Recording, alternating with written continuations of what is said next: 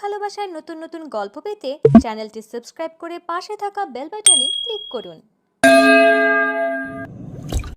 আজ আমার বিয়ে।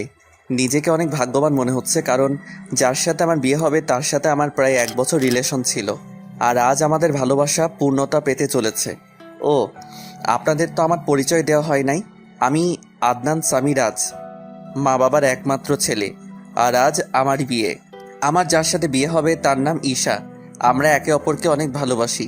কিছুক্ষণ পরে আমার বাবা আমার রুমে আসলো আর বলল, রাজ, তুই এখনো রেডি হওয়া বাদ দিয়ে বসে আছিস কেন? তাড়াতাড়ি রেডি হয়ে নে, সবাই তো অপেক্ষা করতেছে তোর জন্য।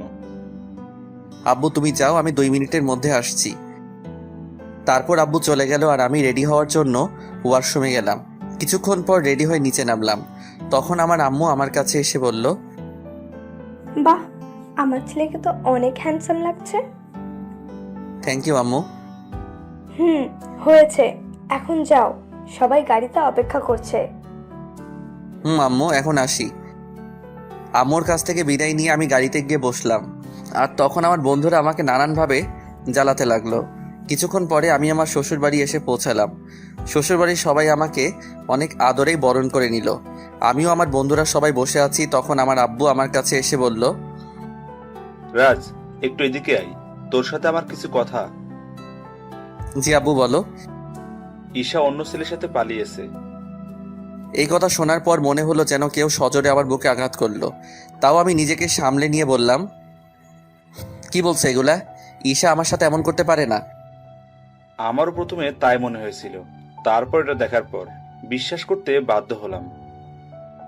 আমি বাবার হাত থেকে চিঠিটা নিয়ে পড়তে শুরু করলাম। সেখানে লেখা ছিল, প্রিয় রাজ, পারলে আমায় ক্ষমা করে দিও। তোমার সাথে রিলেশন চলাকালীন আমি আরেকজনকে ভালোবেসে ফেলি, আর সে বাংলাদেশের সবচেয়ে বড় কোম্পানি আর কোম্পানির ম্যানেজার, আর তুমি শুধু একজন সাধারণ কর্মচারী। তাই আমি অনেক ভেবে এই সিদ্ধান্তই নিয়েছি যে আমি তোমার সাথে না, মেহেদের সাথেই বিয়ে করব। তাই আমাকে মাফ করে দিও। ইতি ঈশা। আমি ঈশা চিঠিটা পড়ে হাসলাম আর ভাবতে থাকলাম যে মানুষ টাকার জন্য কত কিছুই না করতে পারে। ঠিক তখন এশার বাবা এসে আমার বাবাকে বলল, দেখুন, আমার মেয়ে যা করেছে তার জন্য আমরা অনেক লজ্জিত। তাই বলছিলাম, যদি আমার ছোট মেয়ে নিশিকে আপনার ছেলের সাথে যদি বিয়ে দিতেন। আমার ছেলেকে কি আপনার খেলনা মনে হয় যে যার তার সাথে ওর বিয়ে দিব? তখন আমি আমার বাবাকে বললাম যে আমি এই বিয়ে করতে রাজি, তাই যত তাড়াতাড়ি সম্ভব বিয়ের ব্যবস্থা করতে। এর কিছুক্ষণ পরে আমাদের বিয়ে হয়ে যায় আর আমার নতুন বউ নিয়ে বাসায় চলে আসি। বাসায় আসার পর আমি সোজা ছাদে চলে যাই আর ভাবতে থাকি আমার জীবনটা কেমন করে হঠাৎ করে বদলে গেল। কি হওয়ার ছিল আর কি হলো। না, এরকম করে চলা যাবে না। কিছুক্ষণ পরে দেখি আমার বাবা আমার পাশে দাঁড়িয়ে আছে আর আমাকে উদ্দেশ্য করে বলল, দেখ রাজ, যা হওয়ার তা হয়েই গেছে, এখন আর কিছু করার নাই। তাই বলছিলাম তুই এখন ঘরে যা। আব্বু যাব, তার আগে তোমার সাথে আমার কিছু কথা আছে। এতে অনুমতি নেওয়ার কি আছে? যা বলতে চাস বল। আব্বু, আমি সবকিছু দায়িত্ব বুঝে নিতে চাই। তুমি সবকিছুর ব্যবস্থা করো, আমি 2 দিন পরে সবকিছু শুরু করব। ও, এই কথা? তুই কিছু চিন্তা করিস না, আমি সবকিছুর ব্যবস্থা করছি। এখন তুই রুমে যা, বৌমা সেই অনেকক্ষণ ধরে অপেক্ষা করছে। তারপর আমি আমার রুমের দিকে এগোতে থাকি আর রুমের দরজার কাছে দাঁড়িয়ে ভাবতে থাকি ঢুকবো কি ঢুকবো না। তারপর কিছু না ভেবে ঢুকে পড়ি, আর ঢুকা মাত্র আমার শালিকা মানে আমার নতুন বউ আমায় সালাম করে। তখন আমি তাকে বলি, দেখো নিশি, তুমি তো জানো আমাদের বিয়েটা কিভাবে হয়েছে, তাই আমি চাই আগে আমরা একে অপরকে ভালোভাবে জানবো, তারপর নতুন জীবন শুরু করব। উত্তরে নিশি শুধু মাথা নাড়ালো। তাই বেশি কিছু না বলে নিশিকে বিছানায় আর আমি সোফায় শুয়ে পড়ি আর হারিয়ে যাই ঘুমের রাজ্যে। সকালে একটা মিষ্টি কণ্ঠে ঘুম ভাঙে। তখন আমি চোখ মেলে দেখি নিশি আমায় ডাকছে। আমি ওর দিকে তাকিয়ে নিজের চোখ সরাতে পারছি না, কারণ নিশি মাত্র শাওয়ার নিয়ে বের হলো আর ভেজা চুলে নিশিকে অসাধারণ লাগছে। তখন আবার নিশির কথাই বাস্তবে ফিরি। তাই আমি নিশিকে জিজ্ঞাসা করলাম, কি হয়েছে, এত ডাকছো কেন? নিচে সবাই নাস্তা করার জন্য ডাকছে, আপনাকে আর আমাকে, তাই। ও, তুমি একটু ওয়েট করো, আমি ফ্রেশ হয়ে আসছি। তারপর আমি ফ্রেশ হওয়ার জন্য ওয়াশরুমে যাই। আর যখন বের হই তখন নিশিকে দেখে ক্রাশ খাই, কারণ আমি বের হয়ে দেখি নিশি একটা নীল শাড়ি পরে আছে, তার সাথে হালকা সাজ। এমনিতেই আমার নীল কালার অনেক প্রিয়। আমি ভালো করে লক্ষ্য করে দেখলাম যে নিশি ভালোভাবে শাড়ি পরতে পারে নাই, কোনো রকম শুধু পেঁচিয়ে রেখেছে। এটা দেখে আমি জোরে হেসে দিলাম। আর তখন নিশি আমার কাছে এসে বলল, এ কি আপনি পাগলের মতো হাসছেন কেন? কি আমি পাগল? নয়তো কি, পাগল না হলে কেউ এমন করে হাসে? তোমার শাড়ি পরা দেখলে যে কেউ পাগল হয়ে যাবে, বলে আবার হাসতে শুরু করলাম। দেখুন, একদম হাসবেন না। আমি শাড়ি পরতে পারি না, তাই বলে এইভাবে হাসতে হবে? ঠিক আছে, আর হাসবো না। তার আগে তুমি আমার কাছে আসো, তোমায় ভালো করে শাড়ি পরিয়ে দেই। আপনি শাড়ি পরাতে পারেন? পারি, দাঁড়াও তোমাকে পরিয়ে দেই। তারপর আমি নিশিকে শাড়ি পরিয়ে দেই, আর নিশি আমার দিকে অপলক তাকিয়ে আছে। শাড়ি পরানো শেষে আমি নিশির দিকে তাকিয়ে ওর প্রেমে পড়ে যাই, কারণ শাড়িতে নিশিকে অপরূপ সুন্দর লাগছে, আর নিশি দেখতে ঈশার থেকে অনেক সুন্দর। আমি ওর দিকে তাকিয়ে আছি, এমন সময় নিশি আমাকে বলে, বাহ, আপনি তো দেখছি অনেক ভালো শাড়ি পরাতে পারেন। নিশ্চয়ই আপুকে পরানোর জন্য শিখেছেন। এটা বলেই নিশি নিজে জিহ্বায় কামড় দেয়, কারণ সে ভুল কথা বলে ফেলেছে। আর ঈশার কথা শুনে আমার মন আবার খারাপ হয়ে যায়। তাই আমি নিশিকে বলি, চলো এখন নিচে যাওয়া যাক, সবাই আমাদের জন্য অপেক্ষা করছে। তারপর আমি আর নিশি নিচে যাই। তখন সবাই আমাদের দিকে অবাক হয়ে তাকিয়ে থাকে, কারণ আমিও একটা নীল শেরওয়ানি পরেছি। তারপর আমি আর নিশি খাওয়ার টেবিলে পাশাপাশি বসি। আর খাওয়ার এক পর্যায়ে আমি আব্বুকে বলি, আব্বু, আমি আমিয়ানের সাথে কথা বলে নিয়েছি, আর কাল সকালে আমি আর নিশি কয়েকদিনের জন্য ঢাকায় যাব। বুঝেছি। আর আমিও সব কথা বলে রেখেছি। কালকে সকালে তোদের ঢাকার ফ্লাইট। আমি যা যা বলেছিলাম সবকিছুর অ্যারেঞ্জমেন্ট কি হয়ে গেছে আব্বু? না, সব হয় নাই, তবে আজকের মধ্যেই সব ব্যবস্থা হয়ে যাবে। তারপর আরো কিছু কথা বলে আমি আর নিশি রুমে চলে আসলাম। তখন নিশি আমায় জিজ্ঞাসা করলো যে আমরা কেন ঢাকায় যাব। তাই আমি তাকে বললাম যে এটা আমার তরফ থেকে নিশির জন্য সারপ্রাইজ। আর আমি নিশিকে ব্যাগ গুছিয়ে রাখতে বলি। নিশি আমার কথা মতো নিজের ব্যাগ গুছিয়ে রাখে। অন্যদিকে ঈশার মেহেদিও বিয়ে করেছে, আর তারা দুজনই অনেক খুশি। আর তখন মেহেদির ফোনে একটা কল আসে। হ্যালো, কে বলছেন? ও স্যার, আপনি কিছু দরকার আছে নাকি? ওকে স্যার, আমি সব ব্যবস্থা করে দেব। এখন রাখি। কে ফোন করেছিল? আমাদের নিউ সিইও ফোন করেছিল আর বলল যে কাল উনিও ওনার ওয়াইফ আসবে ঢাকায়, তাই একটা গ্র্যান্ড পার্টির অ্যারেঞ্জমেন্ট করা হয়েছে, আর সেখানে আমাকে আর আমার বউকে উপস্থিত থাকতে হবে। ও, চলো এখন ঘুমাতে যাই, কাল আবার অনেক কাজ আছে। তারপরের দিন মেহেদি আর ঈশা পার্টিতে যায়, আর তার পৌঁছানোর কিছুক্ষণ পরে হেলিকপ্টারে করে মেহেদির নিউ বস আসে, আর অফিসের সব স্টাফ তাকে স্বাগতম জানানোর জন্য যায়। আর যখনই নতুন বস ও তার ওয়াইফ হেলিকপ্টার থেকে নিচে নামে, তখনই ঈশা প্রচন্ড রকম একটা শক খায়, কারণ মেহেদির কোম্পানির নতুন বস অন্য কেউ না, তার প্রাক্তন প্রেমিক রাজ এই কোম্পানির বস, আর তার ওয়াইফ হলো ঈশার আপন বোন নিশি। কিন্তু এটা কিভাবে সম্ভব? রাজ তো ঈশাকে বলেছিল সে যে একজন সাধারণ ঘরের ছেলে, কিন্তু সে এত বড় কোম্পানির মালিক হলো কিভাবে? তারপর আমি আর নিশি হেলিকপ্টার থেকে নেমে আসি, আর দেখি যে ঈশা আমাদের দিকে অবাক চোখে তাকিয়ে আছে। সে হয়তো ভাবছে আমি এখানে কেমন করে আসলাম, আর মালিকই বা কেমন করে হলাম, কারণ আমি ঈশাকে বলেছিলাম যে আমি একটা কোম্পানির সাধারণ একজন কর্মচারী। হেলিকপ্টার থেকে নামার পরে সবাই আমাকে আর নিশিকে নিয়ে ব্যস্ত হয়ে পড়ে। তখন ঈশা আর ওর হাজব্যান্ড মেহেদি আমাদের কাছে আসে আর আমাদের স্বাগতম জানায়। তখন ঈশা আমাকে বলে, রাজ, তুমি এখানে কি করে? আর তুমি A&R কোম্পানির সিও হলে কিভাবে? কেন মিস ঈশা, অবাক হচ্ছেন নাকি? এখানে তো অবাক হওয়ার কিছুই নেই, কারণ আমি আপনাকে একবার বলেছিলাম বিয়ের পরে আপনার জন্য একটা বড় সারপ্রাইজ অপেক্ষা করছে, কিন্তু আপনি কি করলেন? আমি ঈশার সাথে কথা বলছিলাম, তখন মেহেদি এসে আমাকে বলল, স্যার, এই হলো ঈশা, আমার ওয়াইফ। 2 দিন হলো আমাদের বিয়ে হয়েছে। Nice to meet you miss Isha. Thank you sir. তা মেহেদি সাহেব, আমি যা যা বলেছিলাম সব কিছুর অ্যারেঞ্জমেন্ট কি হয়েছে? জি স্যার, সব কিছুর অ্যারেঞ্জমেন্ট করা হয়েছে। আপনি কি আগে একটু রেস্ট নিয়ে নেবেন নাকি? আমি আর নিশি আগে একটু রেস্ট নিব, তারপরে পার্টিতে জয়েন করব। আর আপনাকে পরিচয় করিয়ে দেই, ইনি হলেন নিশি, আমার ওয়াইফ। হ্যালো ম্যাম, কেমন আছেন?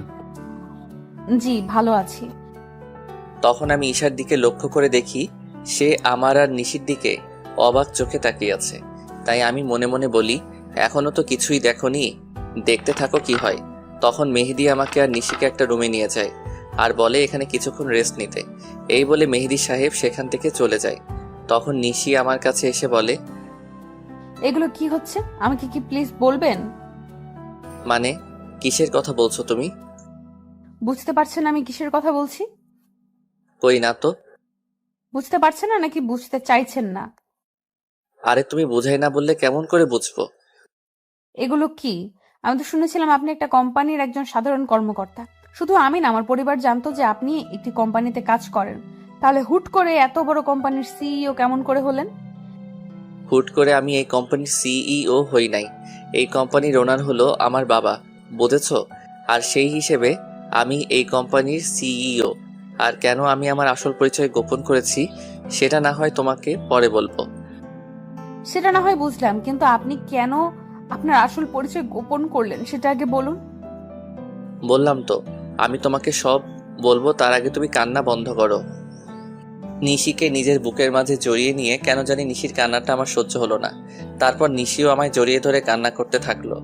এইভাবে কিছুক্ষণ নিশি কান্না করলো। তারপর যখন সে বুঝতে পারলো যে সে আমায় জড়িয়ে ধরে আছে, তখন হঠাৎ করে আমায় ছেড়ে দিয়ে বলল, আমি সরি, আসলে আমি বুঝতে পারি নাই তাই এমনটা করেছি।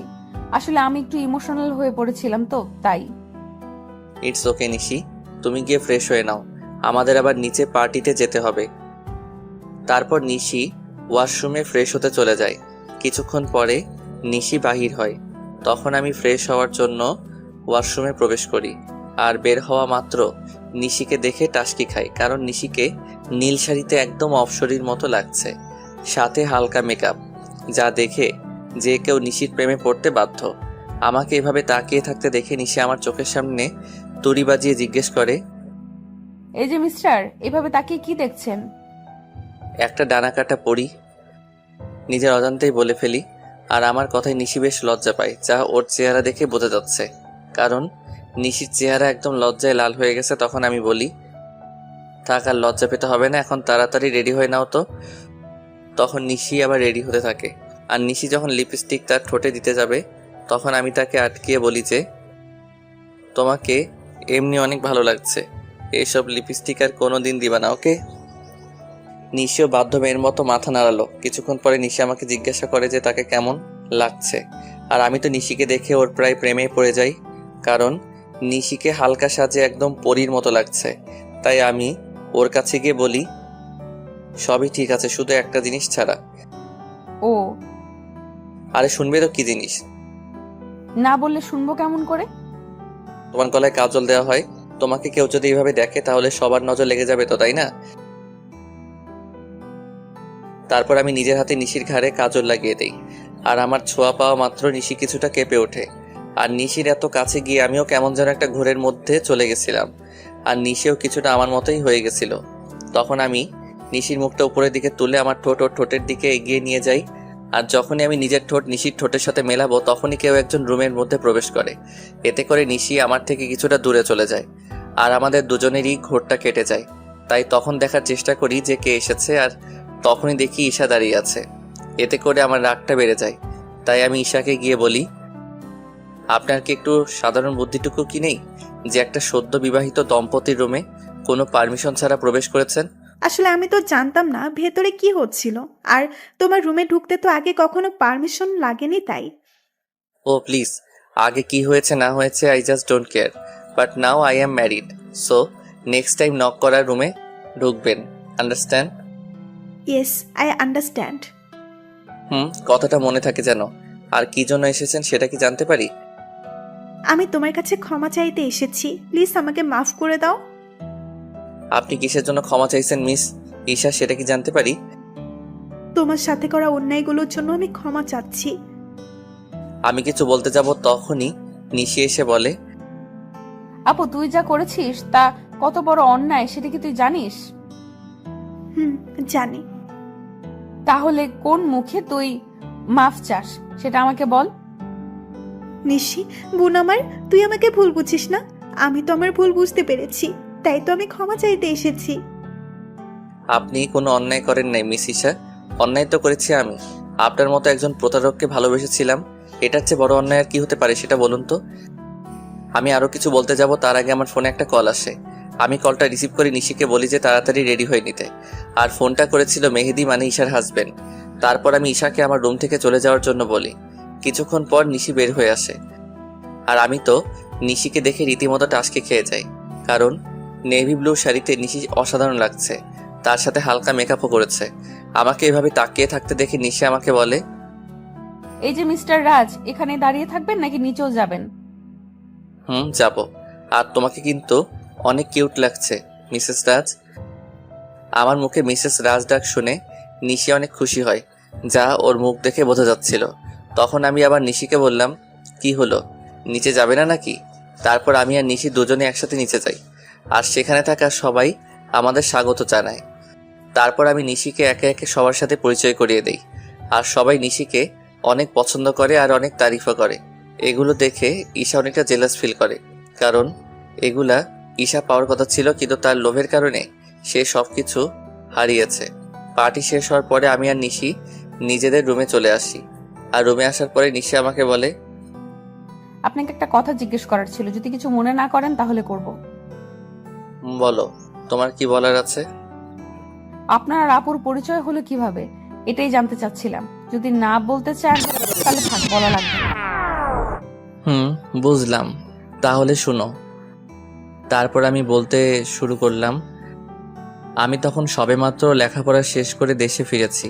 তো একদিন আমিও আমার বন্ধুরা মিলে প্ল্যান করলাম কোথাও ঘুরতে যাব, কিন্তু সেটা দেশের ভিতরেই। তাই সবাই মিলে ঠিক করলাম যে সিলেটে যাব। তো সবাই মিলে বেরিয়ে পড়লাম সিলেটের উদ্দেশ্যে। সব ফ্রেন্ড একসাথে যাব, তাই বাসে করে যাচ্ছিলাম, কিন্তু বাসে উঠে বাঁধে এক বিপত্তি। আমার সব ফ্রেন্ডের সিট এক জায়গায় পড়েছিল, আর আমার সিট পড়েছিল এক মেয়ের সাথে। তাই কিছু করার না থাকায় বাধ্য হয়ে সিটে বসে পড়ি। কিছুক্ষণ পরে যখন মেয়েটি আসে, আমি তার দিকে তাকিয়ে রীতিমতো টাসকি খাই, কারণ এত সুন্দরী মেয়ে আমি এর আগে কখনো দেখি নাই। মেয়েটির পরনে ছিল একটা নেভি ব্লু লং 3 পিস, তার সাথে ম্যাচিং জুয়েলারি, সাথে হালকা সাজ। দেখে মনে হচ্ছিল জান্নাতের অপ্সরী। আমি তার দিকে এক ধ্যানে তাকিয়েছিলাম। আমার এইভাবে তাকানো দেখে মেয়েটি বলে ওঠে, এই যে মিস্টার, দেখা শেষ হইলে আমাকে বসার জায়গাটা দিন। মেয়েটির এমন কথায় আমি কিছুটা লজ্জা বোধ করি, তাই আর কিছু না বলে ওনাকে বসার জায়গাটা দিয়ে দেই। কিছুক্ষণ পরে বাস ছেড়ে দেয়। মেয়েটি কিছুক্ষণ পরে আমায় জিজ্ঞাসা করে, হাই, আমি ঈশা, আপনার নামটা কি জানতে পারি?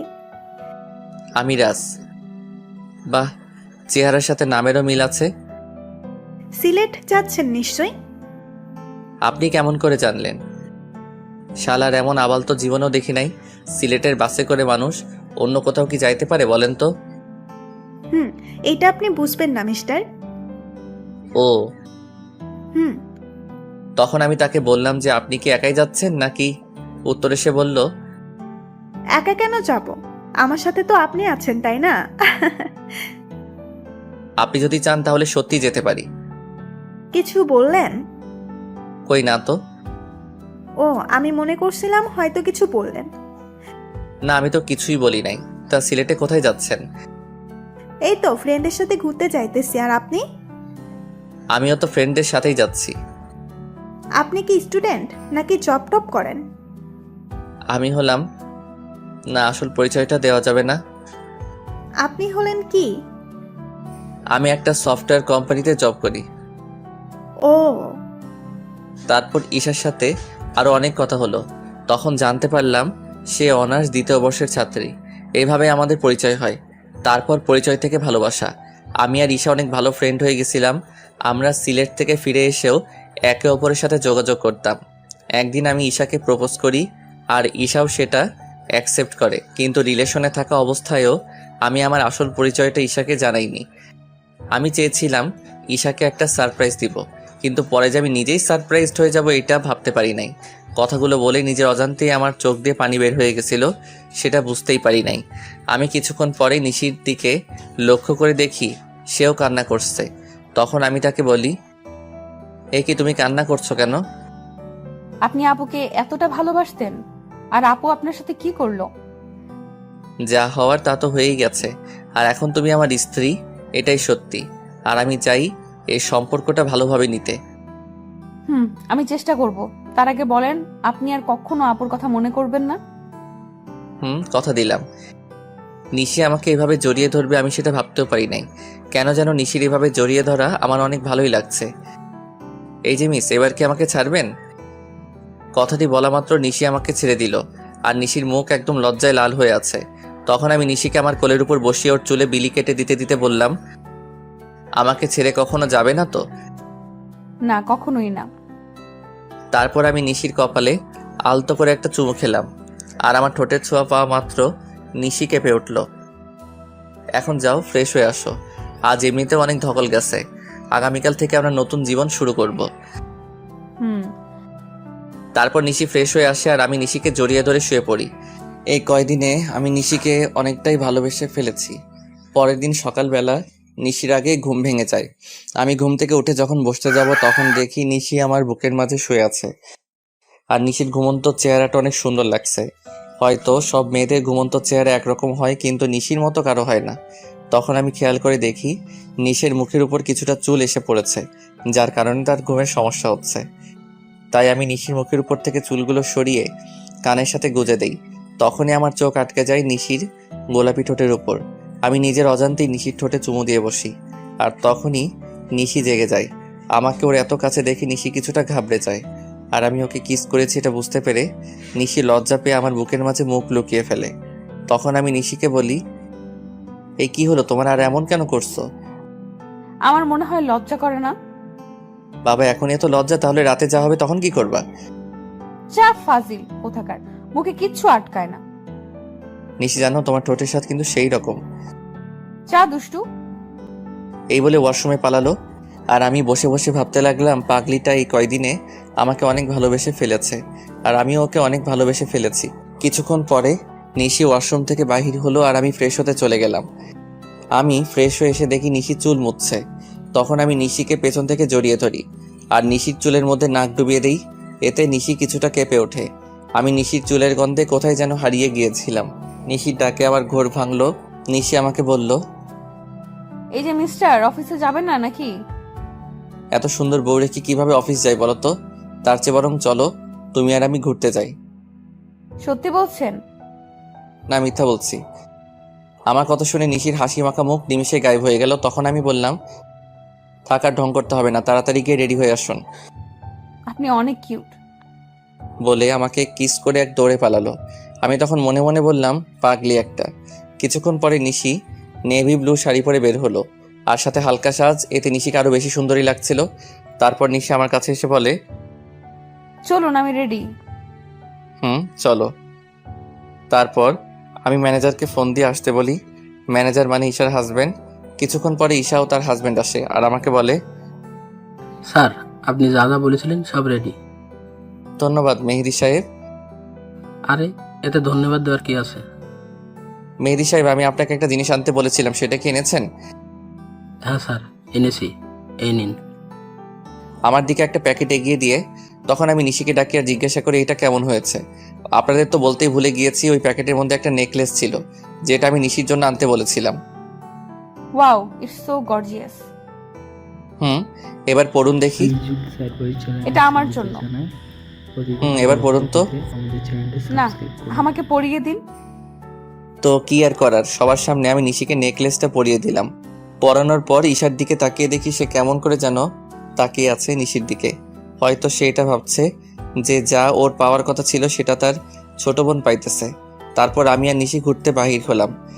সারাদিন ঘোরাঘুরি করে যখন নদীর ধারে গিয়ে বসলাম, তখন নিশি বলল যে সে ফুচকা খাবে। অনেক বোঝানোর পরেও কোনো লাভ হইল না, তাই তাকে ফুচকা খেতে নিয়ে গেলাম। আর আমি নিশির ফুচকা খাওয়া দেখে অবাক না হয়ে পারলাম না। মেয়েরা এত ফুচকা কিভাবে খেতে পারে সেটা আল্লাহই ভালো জানে। প্রায় অনেক রাত হয়ে যায় বাসায় ফিরতে। তারপর বাসায় ফিরে আমি ওয়াশরুমে চলে যাই ফ্রেশ হতে। আমি বের হওয়ার পরে নিশি ঢুকে। কিছুক্ষণ পরে নিশি বাহির হয়।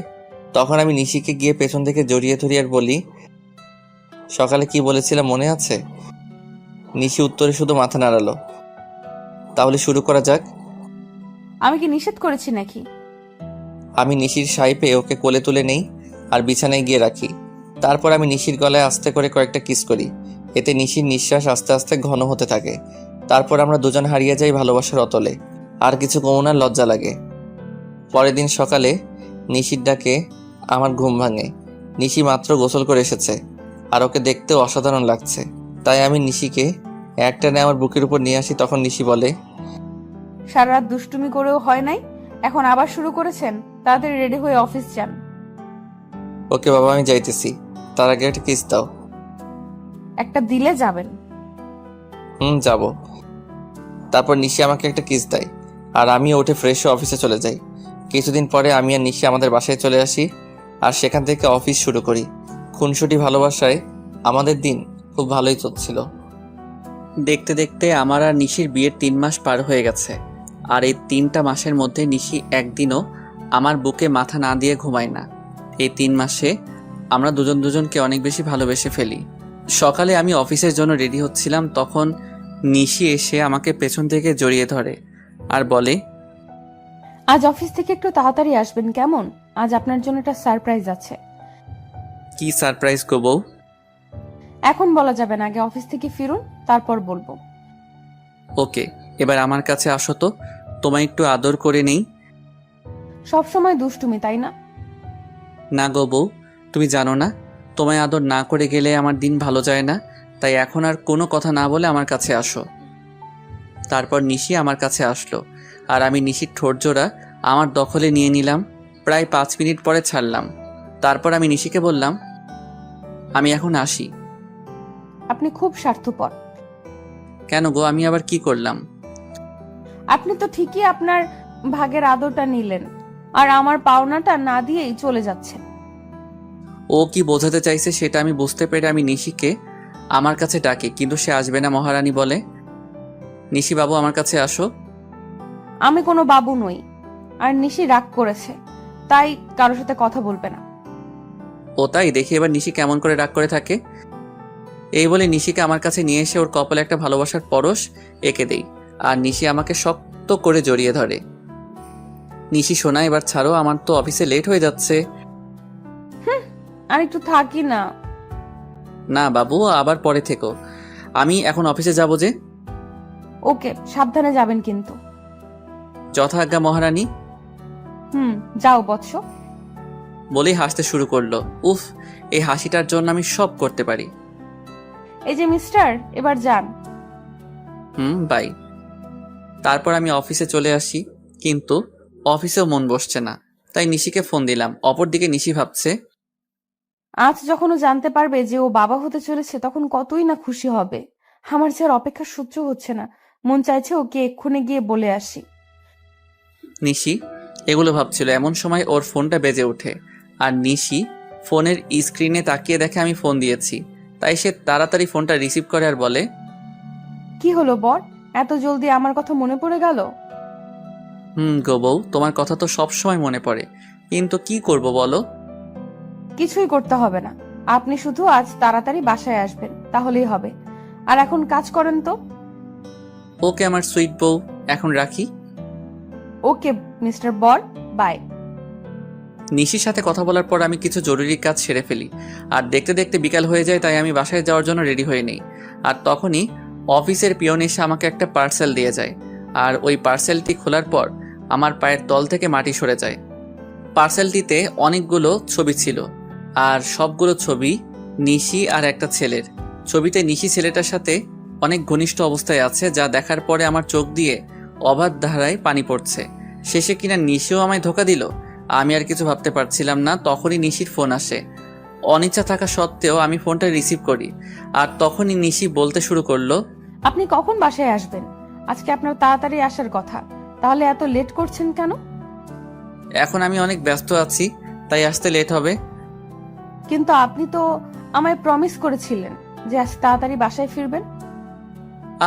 তুমি এত বেশি কথা বলছো কেন? বললাম না আমি ব্যস্ত আছি, তারপরও একই কথা বারবার বলে যাচ্ছ। অনেক রেগে আর জোরে কথাটা বললাম। এতে নিশি অনেকটাই ভয় পায়। অপর পাশ থেকে ফুপিয়ে কান্নার আওয়াজ আসছে। অন্য সময় হলে হয়তো আমি ওকে সান্ত্বনা দিতাম, কিন্তু এখন ওর কথা ভাবতেও আমার অসহ্য লাগছে। আচ্ছা ঠিক আছে, কিন্তু আরও কিছু বলতে যাবে তার আগে আমি ফোনটা কেটে দেই।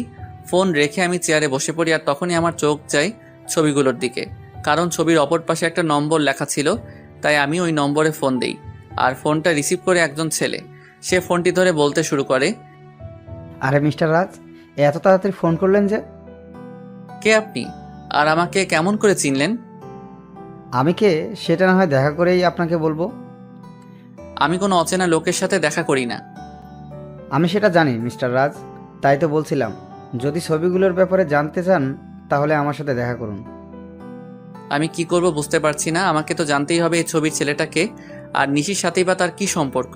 তাই আমি সেই লোকটির সাথে দেখা করার জন্য রাজি হয়ে যাই, আর সেই লোকটি আমাকে একটা ঠিকানা দেয়। তাই আমি দেরি না করে বেরিয়ে পড়ি, আর কিছুক্ষণের মধ্যে সেখানে পৌঁছে যাই। সেখানে পৌঁছানো মাত্র আমি লোকটিকে ফোন দিই, কিন্তু লোকটি ফোন ধরছে না। আমি বেশ কয়েকবার ফোন দিই, কিন্তু প্রতিবারই ব্যর্থ হই। আমি প্রায় ঘন্টাখানিক ধরে অপেক্ষা করছিলাম। তখন কেউ একজন বলে উঠল, অপেক্ষা করার জন্য ধন্যবাদ। আমি পিছনে তাকিয়ে দেখি লোকটি আর কেউ নয়, নিশির সাথে যার ছবি দেখেছিলাম এটিই সেই লোক। তবু আমি মাথা ঠান্ডা রাখার চেষ্টা করে বলি, আমাকে এখানে ডাকার কারণ কি, আর আপনি বা কে? আমি জাহিদ রহমান। আমি আর নিশি একে অপরকে অনেক ভালোবাসি, সেটা বলার জন্যই আপনাকে ডেকেছি। লোকটির কথা শুনে আমার মাথা গরম হয়ে গেল, তাই আমি রাগের মাথায় লোকটিকে মারতে শুরু করলাম। একসময় আমি একাই থেমে যাই আর তাকে বলি, আপনি যেটা বলছেন সেটা সত্যি? এটা আমি কিভাবে বিলিভ করব? সেজন্যই তো আমি আপনাকে ছবিগুলো পাঠিয়েছি, আর এখন বিলিভ করা আর না করা সেটা আপনার ব্যাপার। আমি কি বলবো কিছু ভেবে পাচ্ছিলাম না, কারণ ছবিতে নিশি আর সাজিদকেই দেখা যাচ্ছে। তাই আর কথা না বাড়িয়ে লোকটিকে বললাম, নিশি যদি আপনাকে ভালোবাসে তাহলে সে আমাকে কেন বিয়ে করলো? বিয়েটা কিভাবে হয়েছে সেটা আপনি নিশ্চয়ই জানেন রাজ। তাহলে নিশি কেন 3 মাস আমার সাথে থাকলো? সেটার কারণ আছে, আর কারণটা হলো আপনার সম্পত্তি। আর আপনারা যেদিন ঢাকায় যান সেদিন আমার আর নিশির পালানোর কথা ছিল, কিন্তু যখন আমরা জানতে পারলাম যে আপনি একজন স্বনামধন্য ব্যবসায়ী, তখন আমি আর নিশি আপনার সম্পত্তি হাতিয়ে নেওয়ার প্ল্যান বানাই। লোকটির কথা শুনে আমার কষ্টের মাত্রাটা আরো বেড়ে গেল, কারণ প্রথমে টাকার জন্য ঈশা আমার সাথে বেইমানি করলো, আর এখন আমি যাকে সবচেয়ে বেশি ভালোবাসি সেও আমার সাথে। না, আর কিছু ভাবতে পারছি না। তাই আমি হোটেল থেকে বের হয়ে আসি, আর আমার উকিলকে ফোন দিয়ে ডিভোর্স পেপার তৈরি করতে বলি। তাই মাত্র 1 ঘন্টার মধ্যে উকিলের কাছ থেকে ফিরতে ফিরতে প্রায় রাত 1টা বেজে যায়। তাই আমি বাসার কাউকে বিরক্ত না করে আমার কাছে যে চাবি ছিল সেটা দিয়ে দরজা খুলে ভিতরে যাই, আর ভিতরে গিয়ে দেখি নিশি বসে বসে ফুপিয়ে ফুপিয়ে কান্না করছে। যেখানে আমার কষ্ট হওয়ার কথা সেখানে আমার প্রচুর রাগ হচ্ছে। তখন আমি নিশির কাছে গিয়ে বলি, বাহ, অভিনয় তো খুব ভালোই করতে জানো দেখছি। আমার এরকম আচমকা কথা শুনে নিশি কিছুটা ভয় পেয়ে যায়। পরে সে নিজেকে সামনে নিয়ে বলে, মানে আপনি কি বলতে চাইছেন? আমি কি বলতে চাইছি সেটা বুঝতে পারছো না, নাকি বোঝার চেষ্টা করছো না? কি বলছেন এসব? আমি তো কিছুই বুঝতে পারছি না। Enough is enough Nishi, and don't touch me. Please Raj, tell me what's happened with you. Please tell me. আর কত অভিনয় করবে নিশি, আর কত? আমি অভিনয় করছি? হ্যাঁ, তুমি অভিনয় করছো, তার প্রমাণ এগুলো। নিশি ছবিগুলো দেখে আরো কান্না শুরু করে দিল, আর আমাকে এসে জড়িয়ে ধরলো। কিন্তু আমি এবার রাগ কন্ট্রোল করতে না পেরে নিশিকে সজোরে একটা চড় মারি। এই প্রথম আমি ওর গায়ে হাত তুললাম। তোকে না বললাম তুই আমাকে ছবি না, তাও কেন আমাকে ছোঁয়ার চেষ্টা করছিস? আর এই নে, তুই যার জন্য এত অভিনয় করেছিস, আমার সমস্ত সম্পত্তি আমি তোর নামে লিখে দিয়েছি, আর আমাকে মুক্তি দে। তারপর আমি ওর দিকে ডিভোর্স পেপারটা আর সম্পত্তির পেপার এগিয়ে দেই। তখন নিশি বলে, বেশ, আপনি যখন আমার থেকে মুক্তি চান তবে তাই হোক। এই বলে নিশি ডিভোর্স পেপারে সাইন করে দেয়। আর শুনুন মিস্টার রাজ, আপনার সম্পত্তির আমার কোনো প্রয়োজন নেই, তাই এগুলো আপনার সাথেই রাখুন। কথাগুলো বলে নিশি কান্না করতে করতে বাড়ি থেকে বের হয়ে গেল। আমার অনেক ইচ্ছা হচ্ছিল ওকে আটকাবার, কিন্তু সেই অধিকার আর আমার নেই। এখন নিশিকে ছাড়াই আমাকে থাকতে হবে। নিশি আমায় ছেড়ে গেছে প্রায় 1 বছর হলো। এই 1 বছরে এমন কোনো রাত নেই যে রাতে আমি নিশির জন্য চোখের জল ফেলি নাই, কিন্তু এই 1 বছরে আমি নিশির কোনো খোঁজ করি নাই। হয়তো রাগের বশে এই 1 বছরে আমি কারোর সাথে ভালো করে কথা বলি নাই। সারাদিন অফিসের কাজে নিজেকে ব্যস্ত রেখেছি, আর রাতে নিশির সাথে কাটানো মুহূর্তগুলো ভেবে কষ্ট পেয়েছি। প্রতিদিনের মতো আজ সকালে অফিস যাচ্ছিলাম, তখন আম্মু এসে আমায় বলল, বাবা রাজ, আর কতদিন নিজেকে এভাবে কষ্ট দিবি বল? যার জন্য এত কষ্ট পাচ্ছিস সে কি 1 বছরে একবারও তোর খবর নিয়েছে? আম্মু এত ঘুরিয়ে পেঁচিয়ে কথা না বলে কি বলতে চাও সেটা বলো তো। বলছিলাম কি, তুই একবার একটা বিয়ে করে নে, আর কত নিজেকে কষ্টের মাঝে রাখবি বল? আমি তোমায় আগেও বলেছি আর এখনো বলছি, আমি কোনো বিয়ে করতে পারবো না।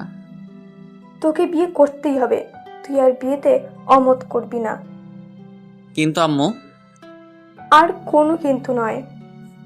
আচ্ছা ঠিক আছে, তুমি যখন বলছো তখন তাই হোক, কিন্তু আমাকে এসবের মধ্যে টানবে না, আর বিয়েটা যাতে একদম সাধারণভাবে হয়। আসলে আমি আব্বু আম্মুর মুখের দিকে তাকিয়ে বিয়েতে রাজি হলাম, কারণ এই 1 বছর আম্মু অনেক কষ্ট পেয়েছে। আচ্ছা, তুই যা বলবি তাই হবে। ওকে, আমি এখন আসি। তারপর আমি অফিসে চলে আসি, কারণ আজ অফিসে নতুন পিএ নেওয়া হবে। তারপর আমি অফিসে চলে আসি। May I come in sir? Yes, coming. Sir, আপনার বিয়ের জন্য 3 জনকে সিলেক্ট করা হয়েছে, যদি আপনি একবার দেখে নিতেন। অবশ্যই দিন, আমি দেখতেছি। আমি ফাইলগুলো চেক করছিলাম, এমন সময় আমার চোখ আটকে গেল একটা ফাইলে। তাই আমি ম্যানেজারকে বললাম, ম্যানেজার সাহেব, এই মেয়েটিকে নিন, আর তার আগে কন্ট্রাক্ট পেপার সাইন করিয়ে নেবেন। Okay, I take leave now. Sure, you can. সেদিনকার মতো অফিসের সমস্ত কাজ শেষ করে বাসায় আসলাম, আর আসা মাত্র আম্মু বলল, আমি একটা মেয়ে পছন্দ করেছি, যদি তুই একবার দেখে নিতি। তার কোনো দরকার নেই, আর আমি বিয়েটা 1 মাস পরে করতে চাই। কিন্তু তুই। প্লিজ আম্মু, একটু বোঝার চেষ্টা করো। আচ্ছা ঠিক আছে। তারপর আমি আমার রুমে চলে আসলাম আর ফ্রেশ হয়ে ঘুমিয়ে পড়লাম। যদিও জানি ঘুম আসবে না, তবুও ঘুমানোর ব্যর্থ চেষ্টা করলাম, কারণ এখন রাতে আর ঘুম আসে না। যদিও আসে, তাও নিশির সাথে কাটানো মুহূর্তগুলো মনে হয় ভেঙে যায়। কোনোভাবে রাতটা পার করলাম। পরের দিন সকালে ঘুম থেকে উঠে ফ্রেশ হয়ে অফিসে চলে আসলাম। এসে দেখে আমার নিউ পিএ এখন অফিসে আসে নাই। তাই ম্যানেজারকে বলে আসলাম সে আসলেই আমার সাথে দেখা করতে বলতে। তারপর আমি আমার কেবিনে চলে গেলাম। কিছুক্ষণ পরে কেউ আমার কেবিনের দরজা নক করলো, তাই আমি পেছন ফিরে বললাম, may I come in sir? Yes, coming. আসলে স্যার, আমি আসার সময় জ্যামে আটকা পড়ে গিয়েছিলাম, তাই আসতে লেট হইল। কিন্তু স্যার, আর কোনোদিন লেট হবে না। তাই বুঝি? এবার ওর দিকে ফিরে তাকালাম, আর সে আমাকে দেখে ভূত দেখার মতো চমকে উঠল। মনে হয় সে আমাকে এখানে আশা করে নাই। আপনি এখানে? আমি। অন্য কারো থাকার কথা ছিল বুঝি মিস নিশি? আপনাদের তো বলাই হয়নি আমার পিএ হলো নিশি। এটা তো আপনার অফিস না, তাহলে এখানে কেমন করে আসলেন? আপনার বোধহয় কোথাও ভুল হচ্ছে, কারণ এই অফিসের ওনার আমি। হয়তো বা হতে পারে, তবে আমি এই অফিসে জব করতে পারবো না। কথাগুলো বলেই নিশি চলে যাচ্ছিল, তাই আমি ওকে থামিয়ে বলি, excuse miss Nishi, without my permission আপনি যেতে পারবেন না। What the hell are you talking? আমি ঠিক কথাই বলছি। আর এইটা দেখুন, 2 বছরের আগে আপনি এই কোম্পানি ছাড়তে পারবেন না, আর যদিও ছাড়তে চান তাহলে আমার পারমিশন নিতে হবে। কিন্তু আমি এই মুহূর্তে আপনাকে পারমিশন দিচ্ছি না। সো আপনি এখন যেতে পারেন, প্রয়োজন পড়লে আমি আপনাকে ডেকে নিব। Okay sir. তারপর নিশি ওর কেবিনে চলে যায়। আমার আর ওর কেবিন প্রায় পাশাপাশি, তাই আমি ওকে দেখতে পারছিলাম। অন্যদিকে নিশি নিজের কেবিনে এসে ভাবে, কেন যে সেদিন সাইন করার আগে কন্ট্রাক্ট পেপারটা ভালো করে পড়ে নিলাম না, আর উনি কেন আবার আমার সামনে আসলেন? ভালোই তো ছিলাম এই 1 বছর ওনাকে ছাড়া। এমন সময় নিশির ফোনে কল আসে, আর ফোনটা ধরা মাত্র নিশি কিছুটা বিচলিত হয়ে যায়। ফোনের ওপাশ থেকে কেউ কিছু হয়তো বলল। আমি বসে আমার কাজ করছিলাম। এমন সময় নিশি আমার কেবিনে আসে আর বলে, স্যার, একটা কথা বলার ছিল। নিশির মুখে স্যার ডাক শুনে বুকের মধ্যে কেমন মোচড় দিয়ে উঠল। বলেন। আসলে স্যার, আজকে আমায় একটু তাড়াতাড়ি ছুটি দিবেন প্লিজ। কেন, ছুটি কি করবেন? আসলে বাসায় একটু প্রয়োজনীয় কাজ আছে, তাই। কি প্রয়োজনীয় কাজ শুনি? আসলে স্যার। নিশি কিছু লুকাতে চাইছিল আমার কারণে, সে বলে উঠল, স্যার, বাসায় আমার বাচ্চা অসুস্থ হয়ে গেছে, তাই আমার ছুটির প্রয়োজন। এখন ছুটি দেওয়া না দেওয়া সেটা আপনার ব্যাপার, কারণ আপনি এখানকার বস, আপনি চাইলেই সব করতে পারেন। নিশি মুখে বাচ্চার কথা শুনে আমার চারপাশটা কেমন যেন অন্ধকার হয়ে আসছিল। নিঃশ্বাস নিতেও কষ্ট হচ্ছিল, তবুও নিজেকে সামনে নিয়ে বললাম, ওকে, আপনি যেতে পারেন, তবে কাল থেকে সময় মতো অফিসে আসবেন। যদিও কথাগুলো বলতে কষ্ট হচ্ছিল। তারপর নিশি চলে গেল, আর আমি চেয়ারের সাথে হেলান দিয়ে ভাবতে লাগলাম যে নিশি একসময় আমাকে ছাড়া কিছু বুঝতো না, সে এখন নিজের বাচ্চা নিয়ে ব্যস্ত। তবে আমি কেন একা কষ্ট পাবো? নিশি যদি আমাকে ছাড়া থাকতে পারে, তবে আমি কেন পারবো না? এসব ছাইপাশ ভাবতে ভাবতে বিকাল হয়ে যায়, তাই আমি আর বেশি না ভেবে অফিস থেকে বেরিয়ে পড়ি আর সোজা বাসায় চলে আসি। আমাকে এত তাড়াতাড়ি বাসায় ফিরতে দেখে আম্মু আমার কাছে আসে আর বলে, কি রে বাবা, আজ এত তাড়াতাড়ি বাসায় আসলি যে? শরীর ঠিক আছে তো? বেশ বিচলিত হয়ে, কারণ নিশি যাওয়ার পর থেকে আমি অনেক রাত করে বাসায় ফিরি। আম্মু, আমার কিছুই হয়নি। অফিসে মন বসছিল না, তাই তাড়াতাড়ি চলে আসলাম। ও আচ্ছা, তুই ফ্রেশ হয়ে আয়, আমি তোর খাবার রেডি করছি। আম্মু, আমার তোমাকে কিছু বলার আছে। বলবি তো? আগে ফ্রেশ হয়ে আয়, তারপর। তাই আমি আর কোনো কথা না বাড়িয়ে ফ্রেশ হতে নিজের রুমে চলে যাই। তারপর ফ্রেশ হয়ে নিচে এসে দেখি আম্মু খাবার নিয়ে আমার জন্য অপেক্ষা করছে। তাই আমি গিয়ে বসে পড়ি আর আম্মুকে বলি, আম্মু, তুমি পরশুদিন বিয়ের কথা বলছিলে না? আমি রাজি, তবে বিয়েটা 1 সপ্তাহের মধ্যে হওয়া চাই। এটা তো খুশির খবর, তবে 1 সপ্তাহের মধ্যে বিয়েটা কিভাবে দিব বল? আমি এত কিছু শুনতে চাই না, আমি যেটা বলেছি সেটাই হবে। আচ্ছা, তুই যখন চাচ্ছিস তখন তাই হবে। তারপর আমি খাওয়া দাওয়া করে নিজের রুমে চলে আসি। আর আজ কেন জানি কষ্টটা একটু বেশি হচ্ছে, হয়তো এই কষ্টটা নিশির জন্যই হচ্ছে। কিন্তু এখন আর কিছুই করার নেই, কারণ নিশি তার পরিবার নিয়ে ব্যস্ত আছে। না, আর কষ্ট পেলে চলবে না। তারপর কখন যে ঘুমিয়ে পড়েছি বুঝতেই পারি নাই।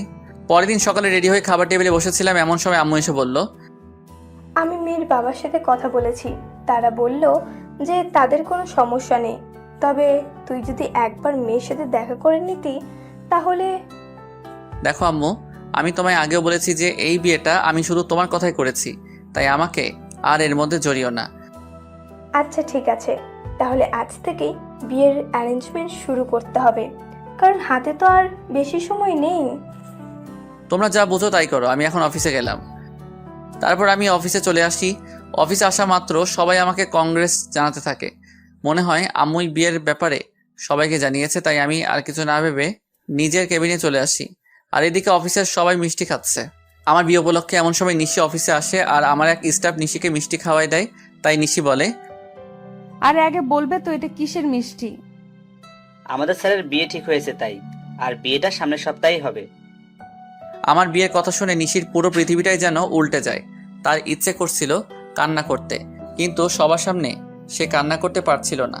তাই সে বলল, ও, এ তো অনেক খুশির খবর। এ কি নিশি, তুমি কান্না করছো নাকি? তোমার চোখে পানি কেন? কই, কান্না করব কেন? আসলে চোখে কি যেন একটা পড়েছে। নিশি ওয়াশরুমে যাওয়ার বাহানায় সেখান থেকে চলে আসে আর ওয়াশরুমে গিয়ে কান্না শুরু করে আর বলতে থাকে, কি এমন অন্যায় করেছিলাম যার জন্য আমি আমার ছেলে এত শাস্তি পাচ্ছি? এখন তো আমার ছেলে বাবা থাকতেও অনাথ। এমন সময় নিশির ফোন বেজে ওঠে আর সে ফোনের দিকে তাকিয়ে দেখে বাসা থেকে বুয়া ফোন করেছে। তখন নিশি তার চোখের পানি মুছে নিয়ে ফোনটা পিক করে। তখন বুয়া বলতে শুরু করে, ম্যাডাম, মেহমেদ বাবুর তো জ্বর আরো বেড়েছে, আমি কি করব কিছুই বুঝতে পারছি না। মেহমেদ রাজ ও নিশির ভালোবাসার অংশ, যা রাজ জানে না। সে মনে করে নিশি অন্য কাউকে বিয়ে করেছে। তুমি বাবুকে একটু ঘুম পাড়ানোর চেষ্টা করো, আমি কিছুক্ষণ পরে আসছি। নিশি তার বুয়ার সাথে কথা বলছিল। এমন সময় আমি নিশিকে ডেকে পাঠাই। তখন নিশি এসে বলে, may I come in sir? Yeah coming. Sir আমায় ডেকেছিলেন? তুমি মনে হয় স্টাফদের কাছ থেকে শুনেছ, তবুও তোমায় বলছি, নেক্সট উইক আমার বিয়ে। স্যার, শুনেছি। কথাটি বলার সময় নিশির গলাটা ধরে আসছিল আর ওর চোখের কোণায় পানিও জমতে শুরু করেছিল, যা আমার চোখ এড়ায় নাই। আমি যাচ্ছি, আমার বিয়ের সকল অ্যারেঞ্জমেন্ট তুমি করো, যদি তোমার আপত্তি না থাকে। না স্যার, আমার কোনো আপত্তি নেই, আর আমি তো আপনার পিএ, এগুলো করা আমার কর্তব্য। তাহলে কাজে লেগে পড়ুন। আমাকে যত কষ্ট দিয়েছো তার চেয়ে বেশি কষ্ট আমি তোমায় দিব নিশি। হঠাৎ আমার ফোনটি বেজে ওঠে, দেখে আম্মু ফোন করেছে। তারপর আমি ফোন রিসিভ করি আর আম্মুর সাথে কথা বলা শেষ করে নিশিকে বলি, মিস নিশি, আমার সাথে চলুন। কোথায় স্যার? এত প্রশ্ন না করে চলুন তো। তারপর আমি আর নিশি অফিস থেকে বেরিয়ে আমার গাড়িতে গিয়ে বসি, আর তখন দেখি নিশি পেছনের সিটে গিয়ে বসছে। তাই আমি তাকে বলি, আমাকে দেখে কি আপনার ড্রাইভার মনে হয় নাকি? তা কেন মনে হবে? তাহলে তুমি পিছনে কেন বসছো? তারপর নিশি সামনের সিটে এসে বসলো আর আমি গাড়ি ড্রাইভ করা শুরু করলাম। কিছুক্ষণ পরে গাড়ি একটা রেস্টুরেন্টের পাশে দাঁড় করালাম আর নিশিকে বললাম, চলো ভেতরে। আমরা এখানে কেন আসলাম? আমি ওর প্রশ্নের জবাব না দিয়ে ভেতরে ঢুকে গেলাম আর পেছন ফিরে দেখি নিশিও আসছে। আমি রেস্টুরেন্টে ঢোকার পরে একটা মেয়ে এসে আমাকে জড়িয়ে ধরে আর আমিও নিশিকে দেখিয়ে মেয়েটিকে জড়িয়ে ধরি আর নিশির দিকে তাকিয়ে দেখি ও এখনই কান্না করে দিবে এমন অবস্থা। তারপর আমি বলি, নিশি, এ হলো মায়া, আমার বাগদত্তা, আর মায়া এ হলো নিশি, আমার পিয়ে। আমার মুখে নিশি হয়তো পিয়ে শব্দটা আশা করেনি, আর মায়ার পরিচয় পাওয়ার পর নিশি এবার আর নিজের চোখের জল আটকে রাখতে পারে নাই, যার কারণে ওর চোখ থেকে অবাধ ধারায় জল পড়তে থাকে। আর আপনারা হয়তো ভাবছেন মায়া এখানে কেমন করে আসলো আর আমি বা ওকে কেমন করে চিনলাম, তাহলে শুনুন। আমি যখন অফিসে ছিলাম তখন আম্মু ফোন দেয় আর বলে মায়ার সাথে দেখা করার কথা। যদিও আমি প্রথম দিকে আম্মুকে নিষেধ করে দেই যে আমি মায়ার সাথে দেখা করব না, কিন্তু পরে আমার নিশির কথা মনে হয়, তার সাথে মনে হয় ওর ধোকা দেওয়ার কথা। তাই আমি মায়ের সাথে দেখা করতে রাজি হয়ে যাই আর আমার সাথে নিশিকেও নিয়ে আসি। তো গল্পে ফেরা যাক। মায়ার পরিচয় দেওয়ার পর আমি নিশির দিকে তাকাই, তখন দেখি নিশির চোখ দিয়ে জল গড়িয়ে পড়ছে। কেন জানি নিশির চোখের জল আমার সহ্য হচ্ছিল না, তাই আমি ওকে বলি, Nishi are you okay? Yes sir. তাহলে তোমার চোখে জল কেন? কই না তো, আসলে স্যার প্রচুর গরম পড়েছে তো তাই এমন মনে হচ্ছে। স্যার আপনারা বসুন, আমি ওয়াশরুম থেকে ফ্রেশ হয়ে আসছি। তারপর নিশি ওয়াশরুমে চলে যায়। ওয়াশরুমে গিয়ে নিশি জোরে কান্না করতে থাকে, কিন্তু তার এই কান্না দেখার কোনো মানুষ সেখানে উপস্থিত ছিল না, তাই হয়তো সে কান্না করতে পারছিল। নিশি কান্না জড়িত কণ্ঠে বলছিল, হে আল্লাহ, আমার সাথেই কেন এরকম হয়? ভালোই তো ছিলাম আমি ওকে ছাড়া, তবুও কেন ওকে আবার আমার জীবনে ফিরিয়ে আনলে? যখন আনলে তাহলে সে অন্য কারো হয়ে যাচ্ছে। আমি আর আমার বাচ্চা তো ভালোই ছিলাম ওকে ছাড়া, তবু কেন এমনটা হচ্ছে? আমার বাচ্চা কি কোনোদিন তার বাবার পরিচয় আর আদর পাবে না? কিন্তু নিশি কোনোভাবেই নিজের কান্না থামাতে পারে না। কিন্তু সে তার বাচ্চার কথা ভেবে নিজেকে শক্ত করে আর বোঝায় তার বাবুর জন্য হলেও নিজেকে শক্ত রাখতে হবে। প্রায় আধা ঘন্টা পরে নিশি ওয়াশরুম থেকে বের হলো, আর রাজ তার চেহারা দেখে রীতিমতো ভয় পেয়ে গেল, কারণ তার চোখগুলো লাল হয়ে আছে, তার সাথে ফুলেও গেছে। আর মানে নিশি এতক্ষণ কান্না করছিল, কিন্তু নিশির কান্না করার তো কোনো কারণ এখানে নেই। তবুও সে কেন কান্না করছিল আমি কিছুই বুঝতে পারছিলাম না। তখন নিশি আমাদের কাছে আসলো আর চেয়ারে বসে পড়লো, আর আমি রেস্টুরেন্টের একজন স্টাফকে ডেকে খাবার অর্ডার করলাম। কিছুক্ষণ পর খাবার আসলো। আমি নিশিকে দেখানোর জন্য মায়াকে নিজের সাথে খাইয়ে দিচ্ছিলাম, আর এটা দেখে নিশি আর ঠিক থাকতে পারলো না, তার চোখগুলো আবার জলে ভরে গিয়েছিল। তাই সে এগুলো আড়াল করার জন্য বলল, স্যার আমার এখন যেতে হবে, এমনি তো আমার অফিস টাইম শেষ হয়ে গেছে। তুমি তো কিছুই খেলে না, খাওয়া শেষ করে তারপর যাও। না স্যার, এখন আর খাইতে মন চাইছে না। ওকে তাহলে যাও, আর কাল থেকে আমার বিয়ের এঙ্গেজমেন্টের সকল কাজ শুরু করে দিও। যদি কারো সাহায্য প্রয়োজন হয় তাহলে আমাকে বইলো। ঠিক আছে স্যার, আমি এখন আসি। তারপর নিশি চলে যায় আর আমিও মায়া কিছু গল্প করতে থাকি। যদিও মায়ের সাথে কথা বলার কোনো ইচ্ছা আমার নেই, তাও আম্মুর কথা ভেবে বলছিলাম। অন্যদিকে নিশি বাড়িতে গিয়ে নিজের ছেলেকে জড়িয়ে ধরে কান্না শুরু করে দেয় আর বলতে থাকে, তোর বাবা খুব পচা, আমাকে একটুও বিশ্বাস করে না, এমনি তোকেও ভালোবাসে না, তাই তো আজ অন্য একটা মেয়েকে নিজের হাতে খাইয়ে দিচ্ছিল। কিন্তু একদিন আমাকে বলেছিল আমাকে ছাড়া আর অন্য কোনো মেয়েকে সে টাচ করবে না। এসব কথা বলছিল আর কান্না করছিল। একসময় কান্না করতে করতে নিশি ঘুমিয়ে পড়লো।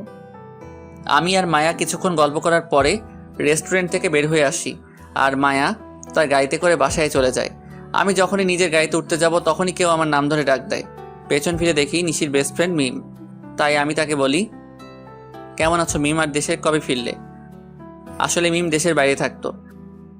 ভালো আছি ভাইয়া, আর কিছুদিন হলো দেশে ফিরেছি। নিশি কেমন আছে? আর ওকে আমি ফোন দিই কিন্তু ওর ফোনটা বন্ধ দেখায় কেন? নিশি কেমন আছে সেটা নিশি হয়তো ভালো জানে। আপনার কথার মানে বুঝলাম না। আর নিশি তো আপনার স্ত্রী, তাহলে কেমন সেটা আপনি জানবেন না কেন? নিশি আমার স্ত্রী ছিল, কিন্তু এখন নেই। কি বলছেন এগুলো? আমি তো কিছুই বুঝতে পারছি না। এখানে না বোঝার তো কিছুই নেই, মানে আমি আর নিশি আলাদা হয়ে গেছি। কিন্তু কেন? আপনারা দুইজন দুজনাকে তো ভালোবাসতেন। শুনতে চাও কেন? তাহলে শোনো। তারপর আমি 1 বছর আগের সকল ঘটনা মিমকে বলি, আর ওই ছবিগুলো মিমকে দেখাই। আর মিম এগুলো দেখে আমায় যে কথা বলে সেগুলো শুনে আমার পুরো শরীরটা কাঁপতে থাকে। আমি কিভাবে এমনটা করতে পারলাম এগুলো ভেবেই কান্না চলে আসে আমার। আর মিম আমায় যে কথাগুলি বলে তা হলো, আপনি কি জানেন ছেলেটা কে? ছেলেটার নাম সাজিদ, এবং নিশি আর সাজিদ একে অপরকে ভালোবাসে। না, আপনি যেটা জানেন সেটা সত্যি নয়, সত্যিটা আমি আপনাকে বলছি। তারপর মিম আমাকে সাজিদের ব্যাপারে সব কথাগুলো বলল, যা শোনার পর নিজেকে বড় অপরাধী মনে হচ্ছিল। মিম বলল যে আমি আর নিশি একই ভার্সিটিতে পড়তাম আর একই ডিপার্টমেন্টে, যার কারণে আমার আর ওর মধ্যে খুব ভালো বন্ধুত্ব হয়ে যায়। আমরা দুজন সবসময় একসাথেই থাকতাম। একদিন আমি আর নিশি ভার্সিটির ক্যাম্পাসে বসেছিলাম, তখন একটা ছেলে এসে নিশিকে প্রপোজ করে, কিন্তু নিশি তাকে না বলে দেয়। আমি এর কারণ জানতে চাইলে নিশি জবাবে বলে যে তার ভালোবাসা শুধু তার বরের জন্য। তাই আমি নিশিকে আর কিছু জিজ্ঞেস করি নাই। তারপর কি হলো?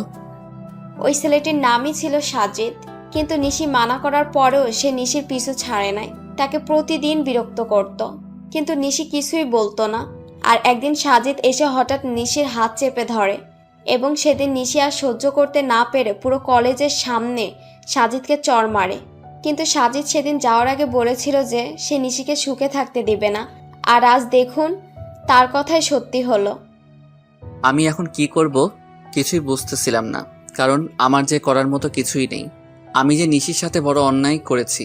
মিম কান্না থামিয়ে আমাকে বলল, আপনি কি জানেন আপনি যখন নিশিকে তাড়িয়ে দেন তখন তার পেটে আপনার সন্তান ছিল? মানে কি বলছো তুমি? হ্যাঁ, আমি ঠিকই বলছি। আপনি যখন ওকে অপমান করে তাড়িয়ে দেন তখন সে আপনার সন্তানের মা হতে যাচ্ছিল।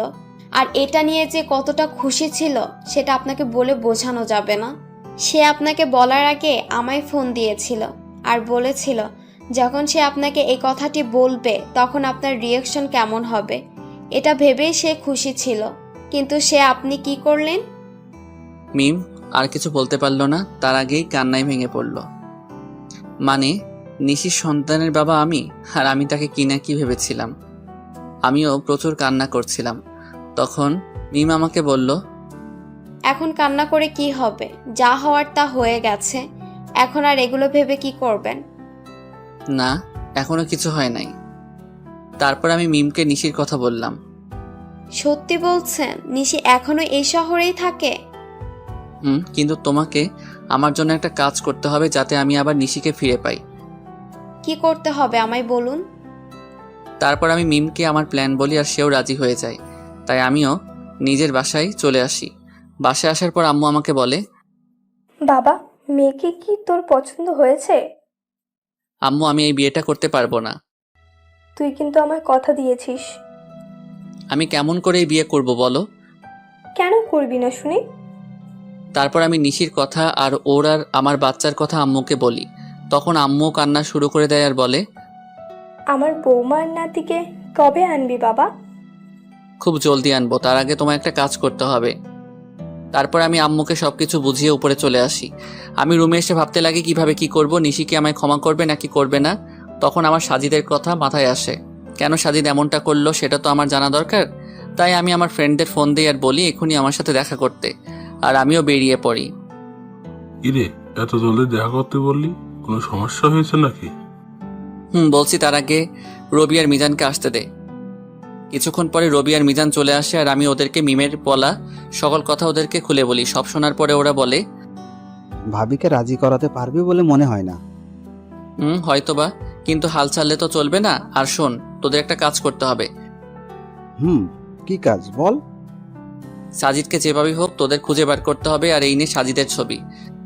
তারপর আমি ওদেরকে সাজিদের একটা ছবি দেই। ওকে, তোর কাজ হয়ে যাবে। তার আগে তুই ভাব ভাবিকে কিভাবে ম্যানেজ করবি। ঠিক বলেছিস, কিছু তো একটা করতেই হবে। আচ্ছা তোরা এখন থাক, আমি একটা জায়গা থেকে আসতেছি। ওদের থেকে বিদায় নিয়ে আমি সোজা অফিসে চলে আসি। অবশ্য অফিসে আসার মূল উদ্দেশ্য হলো নিশির বাড়ির ঠিকানাটা নেওয়া, কারণ আমি ওর বাসার ঠিকানা জানি না। অফিসে আসার পরে আমি ম্যানেজারকে ফোন দিই আর অফিসে আসতে বলি। কিছুক্ষণ পরে ম্যানেজার অফিসে আসে আর বলে, স্যার, কোনো দরকারি কাজ আছে নাকি? না, তেমন কিছু দরকারি কাজ না, আমি শুধু নিশির বাসার ঠিকানা নেওয়ার জন্যই অফিসে এসেছি। ওকে স্যার, একটু ওয়েট করেন, আমি নিয়ে আসছি। তারপর ম্যানেজার আমাকে নিশির ঠিকানাটা দেয় আর আমি সেটা নিয়ে বেরিয়ে পড়ি। প্রায় আধা ঘন্টা ড্রাইভ করার পরে আমি নিশির বাসায় পৌঁছাই। দেন আমি ওর বাসায় কলিং বেলে চাপ দেই। কিছুক্ষণ পরে নিশি এসে দরজা খুলে দেয় আর আমি নিশিকে দেখেই হেসে ফেলি, কারণ সে সারা গায়ে ময়দা মেখে আছে। তখন নিশি বলে, এই আপনি পাগলের মতো হাসছেন কেন? আর এইখানে বা কি করছেন? বারে, নিজের বউয়ের বাসায় আসতে আবার কারো পারমিশন লাগে নাকি? মানে কে আপনার বউ? আর এসব কি বলছেন? আমার সামনে যে দাঁড়িয়ে আছে সে আমার বউ, বুঝেছেন? আর দেখি সাইড দেন, আমি ভেতরে ঢুকবো। আইসে আমি কারো বউ? আর 1 বছর আগে আমার ডিভোর্স হয়ে গেছে। তো কি হয়েছে, আমি আবার বিয়ে করব? কথা বলতে বলতে বাড়ির ভিতরে ঢুকে যায়, আর তখনই দেখি একটা ফুটফুটে বাবু শুয়ে আছে। হয়তো এটাই আমার বাবু হবে। ওকে দেখার সাথে সাথে আমার চোখ দিয়ে পানি বেরিয়ে আসে। কি করছেন কি আপনি? আমি এর কথার জবাব না দিয়ে বাচ্চার দিকে এগোতে থাকি, আর যখনই আমি বাচ্চাটিকে স্পর্শ করতে যাব তখনই নিশি আমাকে ধাক্কা দেয় আর বলে ওঠে, একদম আমার বাচ্চা ধরার চেষ্টা করবেন না, তাহলে কিন্তু আমার চেয়ে খারাপ আর কেউ হবে না। ও কি শুধুই তোমার বাচ্চা? ও শুধু আমার আর কারো না। তাই আপনি ওকে ছোঁয়ার চেষ্টাও করবেন না। প্লিজ নিশি, আমার বাচ্চাকে একটু কোলে নিতে দাও। আপনার বাচ্চা? হাসালেন মিস্টার রাজ। ও শুধু আমার বাবু, আর আমি ওর মা, আর আমিই ওর বাবা। নিশি প্লিজ। না, আমি ওকে কোনো অপরিচিত লোকের কাছে দিব না। তুমি কাকে অপরিচিত বলছো নিশি? তুমি জানো না আমি ওর কে হই? না, জানি না, আর জানতেও চাই না।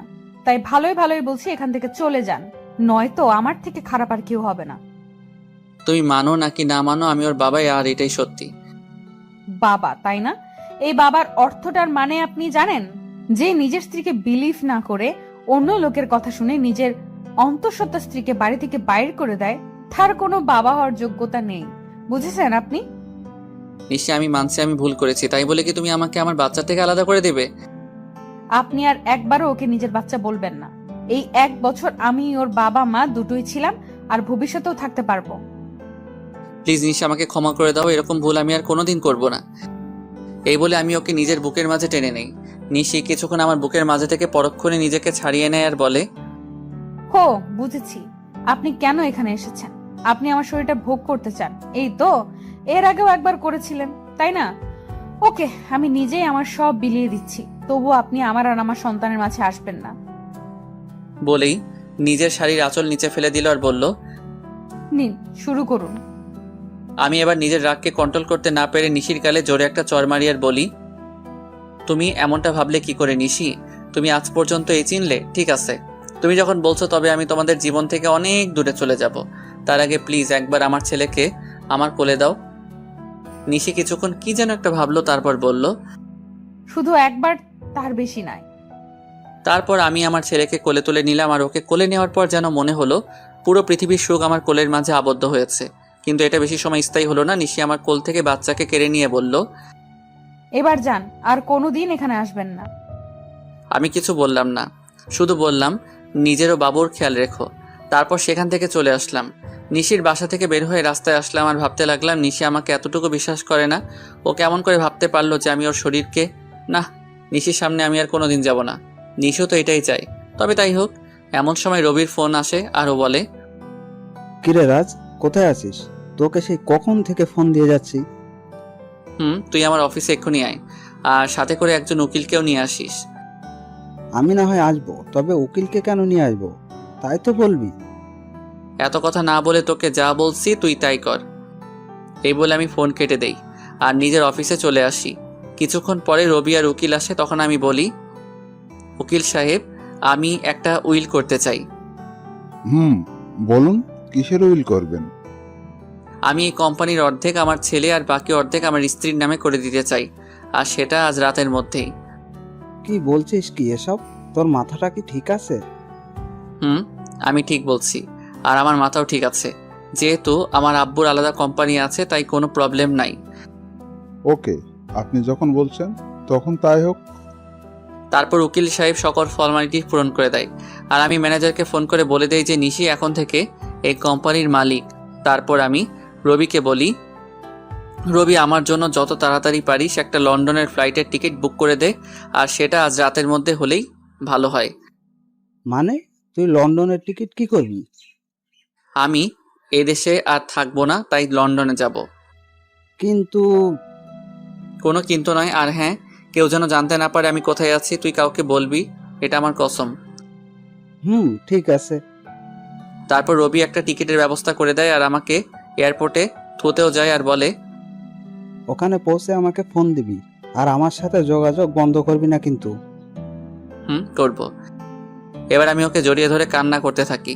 কিছুক্ষণ পরে আমার ফ্লাইট, তাই আমি প্লেনে গিয়ে বসি, আর প্লেনও টেক অফ করে। যেহেতু আমি লন্ডন থেকে লেখাপড়া শেষ করেছি, তাই এখানে আমার অনেক ফ্রেন্ডই আছে, তাই আমি সেখানে পৌঁছে আমার এক ফ্রেন্ডকে কল দিই, আর সে আমাকে এয়ারপোর্ট থেকে পিক করে নিয়ে যায়। আমার ফ্রেন্ডের লন্ডনে একটা কোম্পানি আছে, তাই সে আমাকে সেখানে কাজ দেয়। আমি লন্ডনে এসেছি 2 দিন হলো। এর মধ্যে শুধু রবির সাথে কথা হয়েছে। অন্যদিকে নিশি প্রায় 2 দিন হলো অফিসে যায় না, আর সে একদিন বিকেলে তার ছেলেকে নিয়ে বাইরে ঘুরতে বের হয়, আর তখনই তার মিমের সাথে দেখা হয়। আর মিম নিশিকে দেখা মাত্র জড়িয়ে ধরে কান্না শুরু করে দেয়। এভাবে কিছুক্ষণ দুজন কান্না করতে থাকে। তারপর মিম নিশির কোলে বাবু দেখে বলল, এটাই বুঝি আমার পুস্কু? রে। দেখতে তো একেবারে ওর বাবার মতো হয়েছে। প্লিজ মিম, ওর নামটা আর বলবি না। কেন রে? তুই কিছুই জানিস না ও আমার সাথে কি করেছে। আমি সব জানি, রাজ ভাই আমাকে সব বলেছে। তারপর মিম নিশুকে সব সেদিনকার কথা খুলে বলল। সব কথা শুনে নিশিও কান্না শুরু করে দেয় আর বলে, আমি কিভাবে পারলাম ওর সাথে খারাপ ব্যবহার করতে? তাহলে কি সেদিন ও এই কথাটাই বলতে এসেছিল? তুই কি বলছিস? আমি কিছুই বুঝতে পারছি না। কাইন্ডলি একটু পরিষ্কার করে বলবি যে কার সাথে খারাপ ব্যবহার করেছিস? বলছি। তারপর নিশু সেদিন ঘটে যাওয়া ওর আর রাজের সকল ঘটনাগুলো বলে। সব কথা শোনার পরে মিম বলে, যা হওয়ার হয়ে গেছে, তুই কালকে গিয়ে রাজ ভাইয়ের কাছে মাপ চাইবি। ওকে আমায় মাফ করবে? অবশ্যই করবে। আর এখন বাড়িতে যা, কাল দেখা হচ্ছে। তারপর নিশি ও তার ছেলে বাড়িতে চলে আসে।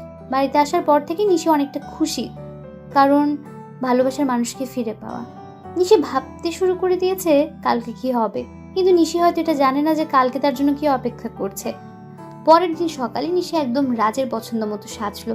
নীল শাড়ি, নীল চুড়ি, হালকা মেকআপ, কিন্তু ঠোঁটে কোনো প্রকার লিপস্টিক দেয়নি, কারণ রাজ লিপস্টিক দেওয়া পছন্দ করে না। সাজগোজ শেষে নিশি নিজেকে নিজেই দেখে লজ্জা পাচ্ছে, কারণ আজ প্রায় 1 বছর পরে ও এরকম ভাবে সাজলো। কিছুক্ষণ নিজেকে আয়নায় দেখার পরেই নিশি অফিসের উদ্দেশ্যে রওনা দেয়। অফিসে পৌঁছে নিশি অবাক হয়ে যায়, কারণ সবাই নিশিকে সালাম দিচ্ছে, কিন্তু এসব নিয়ে নিশির কোনো মাথা ব্যথা নেই। সে শুধু তার প্রিয় মানুষটির অপেক্ষা করতে লাগলো। নিশি অফিসে এসেছে প্রায় ঘন্টাখানেক হলো, কিন্তু এখনো রাজ আসেনি। তাই এবার নিশির বেশ চিন্তা হচ্ছে। তাই সে ম্যানেজারের কাছে যায় আর বলল, আচ্ছা, এখনো রাজ অফিসে আসে নাই কেন? রাজ স্যার তো গত 3 দিন ধরে অফিসে আসছে না ম্যাম। মানে অফিসে আসে না কেন? আর আপনি আমাকে ম্যাম কেন বলছেন? অফিসের বসকে ম্যাম বলবো না তো আর কি বলবো? কি বলছেন এসব? আর কে অফিসের বস? আপনি আমাদের অফিসের নতুন বস, আর এই অফিসটা আপনার ও আপনার ছেলের নামে রাজ স্যার লিখে দিয়ে গেছেন। মানে লিখে দিয়ে গেছে? কোথায় গেছে উনি? সেটা তো আমি জানি না, আর গত 3 দিন ধরে ওনার ফোনটাও বন্ধ দেখাচ্ছে। কি বলছেন এগুলো? ওনার ফোন বন্ধ দেখাচ্ছে মানে? আমি ঠিক বলছি। তারপর ম্যানেজার চলে গেল। ম্যানেজারের কথা শুনে নিশি ধপাস করে চেয়ারে বসে পড়লো আর ভাবতে লাগলো, তাহলে কে আবার রাজকে হারিয়ে ফেললো? না, এ হতে পারে না, রাজকে কিছুতেই হারাতে দেবে না সে। তারপর নিশি অফিস থেকে বের হয়ে গেল আর ওর বাসায় চলে গেল। বাসায় গিয়ে নিজের ছেলেকে নিয়ে রাজের বাসায় চলে আসলো। আর যেহেতু রাজের মা জানে যে নিশি আর রাজ একটা ছেলে আছে তাদের, তাই তিনি নিশিকে দেখা মাত্র কাছে টেনে নেন আর বললেন, কোথায় ছিলি মা এতদিন? আমাদের কথা কি একবারও মনে পড়েনি? মা, মনে তো অনেক পড়েছে, কিন্তু আসার অধিকারটা ছিল না। হয়েছে, আর বলতে হবে না। আর এটাই কি আমার দাদু ভাই? আম্মু। তারপর সবাই মেহমতকে নিয়ে ব্যস্ত হয়ে পড়লো। কিছুক্ষণ পর নিশি বলে, আম্মু, তোমার ছেলে কই গো? ও আমাকে অনেক জ্বালিয়েছে, আজ তার বদলা নেব। মানে রাজ তোর সাথে আসেনি? সে তো বলেছিল তোকে নিয়ে বাসায় আসবে, তাই আমি ওকে কোনো ফোন দিইনি। ও 3 দিন ধরে আমার সাথে দেখাই করে নাই, আর অফিসেও যায় নাই, তাই আমি মনে করলাম যে ও বাসায় আছে। এখন রাজের আম্মু কান্না করছে। তারা সবাই ভাবছে যে রাজ কোথায় গেল। অন্যদিকে রাজ লন্ডনে গিয়ে তার বন্ধুর বাসায় উঠেছে, আর আজ তার অফিসের প্রথম দিন, তাই সে অফিসের জন্য তৈরি হয়ে বের হবে। তারপর রাজ আর ইব্রাহিম, রাজের বন্ধু, অফিসের উদ্দেশ্যে রওনা দেয়। অফিসে পৌঁছে রাজ অবাক না হয়ে পারল না, কারণ আমাদের অফিসের বস হলো নীলা। সে আমাকে দেখা মাত্র আমায় এসে জড়িয়ে ধরে আর বলে, আরে রাজ, কেমন আছো তুমি? আলহামদুলিল্লাহ, ভালোই আছি। তুমি কেমন আছো? ভালো ছিলাম না, কিন্তু এখন থাকবো। মানে তুমি কি বললে বুঝতে পারলাম না। আমি বললাম যে আমিও ভালো আছি। তা আঙ্কেল আন্টি কেমন আছে? তারাও ভালোই আছে, যদিও আমি জানি না যে তারা কেমন আছে। তা কি মনে করে তোমাদের কোম্পানি ছেড়ে এখানে জয়েন করলে? এমনি গো, তেমন কিছু না। ওকে রাজ, তোমার সাথে পরে কথা হবে। এখন একটা মিটিং আছে, তাই যেতে হবে। বাই। তারপর নীলা চলে গেল। এখন আপনারা হয়তো ভাবছেন নীলাকে আর আমি বা নীলাকে কেমন করে চিনি, তাই তো? তাহলে শুনুন, নীলা, আমি আর ইব্রাহিম একই সাথে পড়তাম, তাই আমি আর ওকে চিনি। আর আমি নীলাকে সবসময় নিজের বন্ধুই ভাবতাম, কিন্তু একদিন নীলা আমাকে এসে প্রপোজ করে, কিন্তু আমি এসব পছন্দ করতাম না, তাই আমি ওকে নিষেধ করে দেই। কিন্তু নীলা আমায় প্রতিদিন প্রপোজ করতে থাকে, তাই আমি তাকে বলি নেক্সট টাইম যদি সে আমায় প্রপোজ করে তাহলে আমি ওর সাথে আর বন্ধুত্ব রাখতে পারবো না। তাই সেদিনের পর থেকে নীলা আমায় আর প্রপোজ করে নাই। এর মধ্যে আমার লেখাপড়া শেষ হয়ে যায়। তারপর আমি দেশে ফিরে আসি, আর বাকিটুকু তো আপনারা জানেন। নীলা যাওয়ার পরে আমি ইব্রাহিমকে বলি, কিরে, এটা তো তোর কোম্পানি, তাহলে নীলা এখানকার বস কিভাবে? এটা আমার কোম্পানি, কিন্তু এর মালিক আমরা দুজন, আমি আর নীলা। তো তুই আমাকে আগে বলতে পারলি না যে এখানে নীলাও আছে? তাহলে আসছি না, তাই তো? এর জন্যই তো নীলার কথা আমি তোকে আগে বলি নাই। বেশ করেছিস। এখন এখান থেকে দূর হ, আমার কাজ আছে। তারপর আমি কাজ করতে শুরু করলাম। বিকালের আগে আমার সব কাজ শেষ হয়ে যায়, তাই আমি একটু অফিসের চারপাশটা ভালো করে ঘুরে দেখছিলাম। তখন পেছন থেকে কেউ আমার কাঁধে হাত রাখে। আমি তখন পেছনে ফিরে দেখি নীলা দাঁড়িয়ে আছে। এখানে দাঁড়িয়ে কি করছো রাজ? কিছু না, শুধু চারপাশের প্রকৃতি দেখছিলাম। ওহ, চলো আজ আমি আর তুমি দুজন একসাথে ডিনার করব। তা কি করে হয় বলো? সব হয়। বলে এক প্রকার জোর করে গাড়িতে বসিয়ে দেয়। কিছুক্ষণ পর নীলা গাড়ি একটা রেস্টুরেন্টের সামনে দাঁড় করায়, আর আমরা সেখানে ডিনার শেষ করি। ডিনার করার সময় আমাদের অনেক কথাই হয়। তারপর নীলাই আমাকে বাড়িতে পৌঁছে দেয়। বাড়িতে আসার পরে আমি সোজা ওয়াশরুমে চলে যাই, আর কিছুক্ষণ পরে ফ্রেশ হয়ে বেরিয়ে আসি। আর তখনই আমার রবির কথা মনে হয়। আজ সারাদিন ওকে একবারও ফোন দেওয়া হয়নি, তাই আমি দেরি না করে ওকে ফোন দেই। কিন্তু ফোন দেওয়ার পর রবি যা বলে তা শোনার জন্য আমি মোটেও প্রস্তুত ছিলাম না। কেমন আছিস ভাই? এই তো ভালোই আছি, তুই কেমন আছিস? আমিও ভালো আছি। আমার বাড়ির সবাই কেমন আছে? কেউ ভালো নেই। তুই যাওয়ার পরে সবাই কেমন যেন হয়ে গেছে, আর আন্টি তোর জন্য প্রায় পাগল হয়ে গেছে। তুই ফিরে আয় ভাই। সময় হলে আমি ফিরে আসবো। আর নিশি আর আমার বাবু কেমন আছে রে? নিশি তো... রবি নিশির ব্যাপারে কিছু বলতে যাবে, তার আগে আমি বলি, বাদ দে নিশির কথা, তুই ভালো থাকিস আর আমার পরিবারকেও দেখে রাখিস। এই কথাগুলো বলেই আমি ফোন কেটে দেই। সে রাতে আমার আর ঘুম আসলো না। পরের দিন থেকে আমি আবার নতুন জীবন শুরু করার ব্যর্থ চেষ্টা করি। সকালে ফ্রেশ হয়ে ইব্রাহিমের সাথে অফিসে চলে যাই। আর অফিসে পৌঁছে নীলা বলে, রাজ, কেমন আছো? এই তো ভালো, তুমি কেমন আছো নীলা? আমিও ভালো আছি। কাজের চাপ বেশি দেয়নি তো তোমায়? আরে না, এতটুকু কাজ করার অভ্যাস আমার আছে। ও আচ্ছা, তোমার কাজ শেষ হলে আমি আর তুমি এক জায়গায় যাব, কেমন? সেটা না হয় যাবো, কিন্তু যাবেটা কোথায়? সেটা গেলেই দেখতে পারবে। আমিও আর বেশি না ভেবে কাজে মন দিলাম। আর কাজ করতে করতে কখন বিকেল হয়ে গেছে জানতেই পারি নাই। তখন হঠাৎ নীলা এসে বলল, কি গো, তোমার হলো? আর একটু আছে, তুমি দাঁড়াও।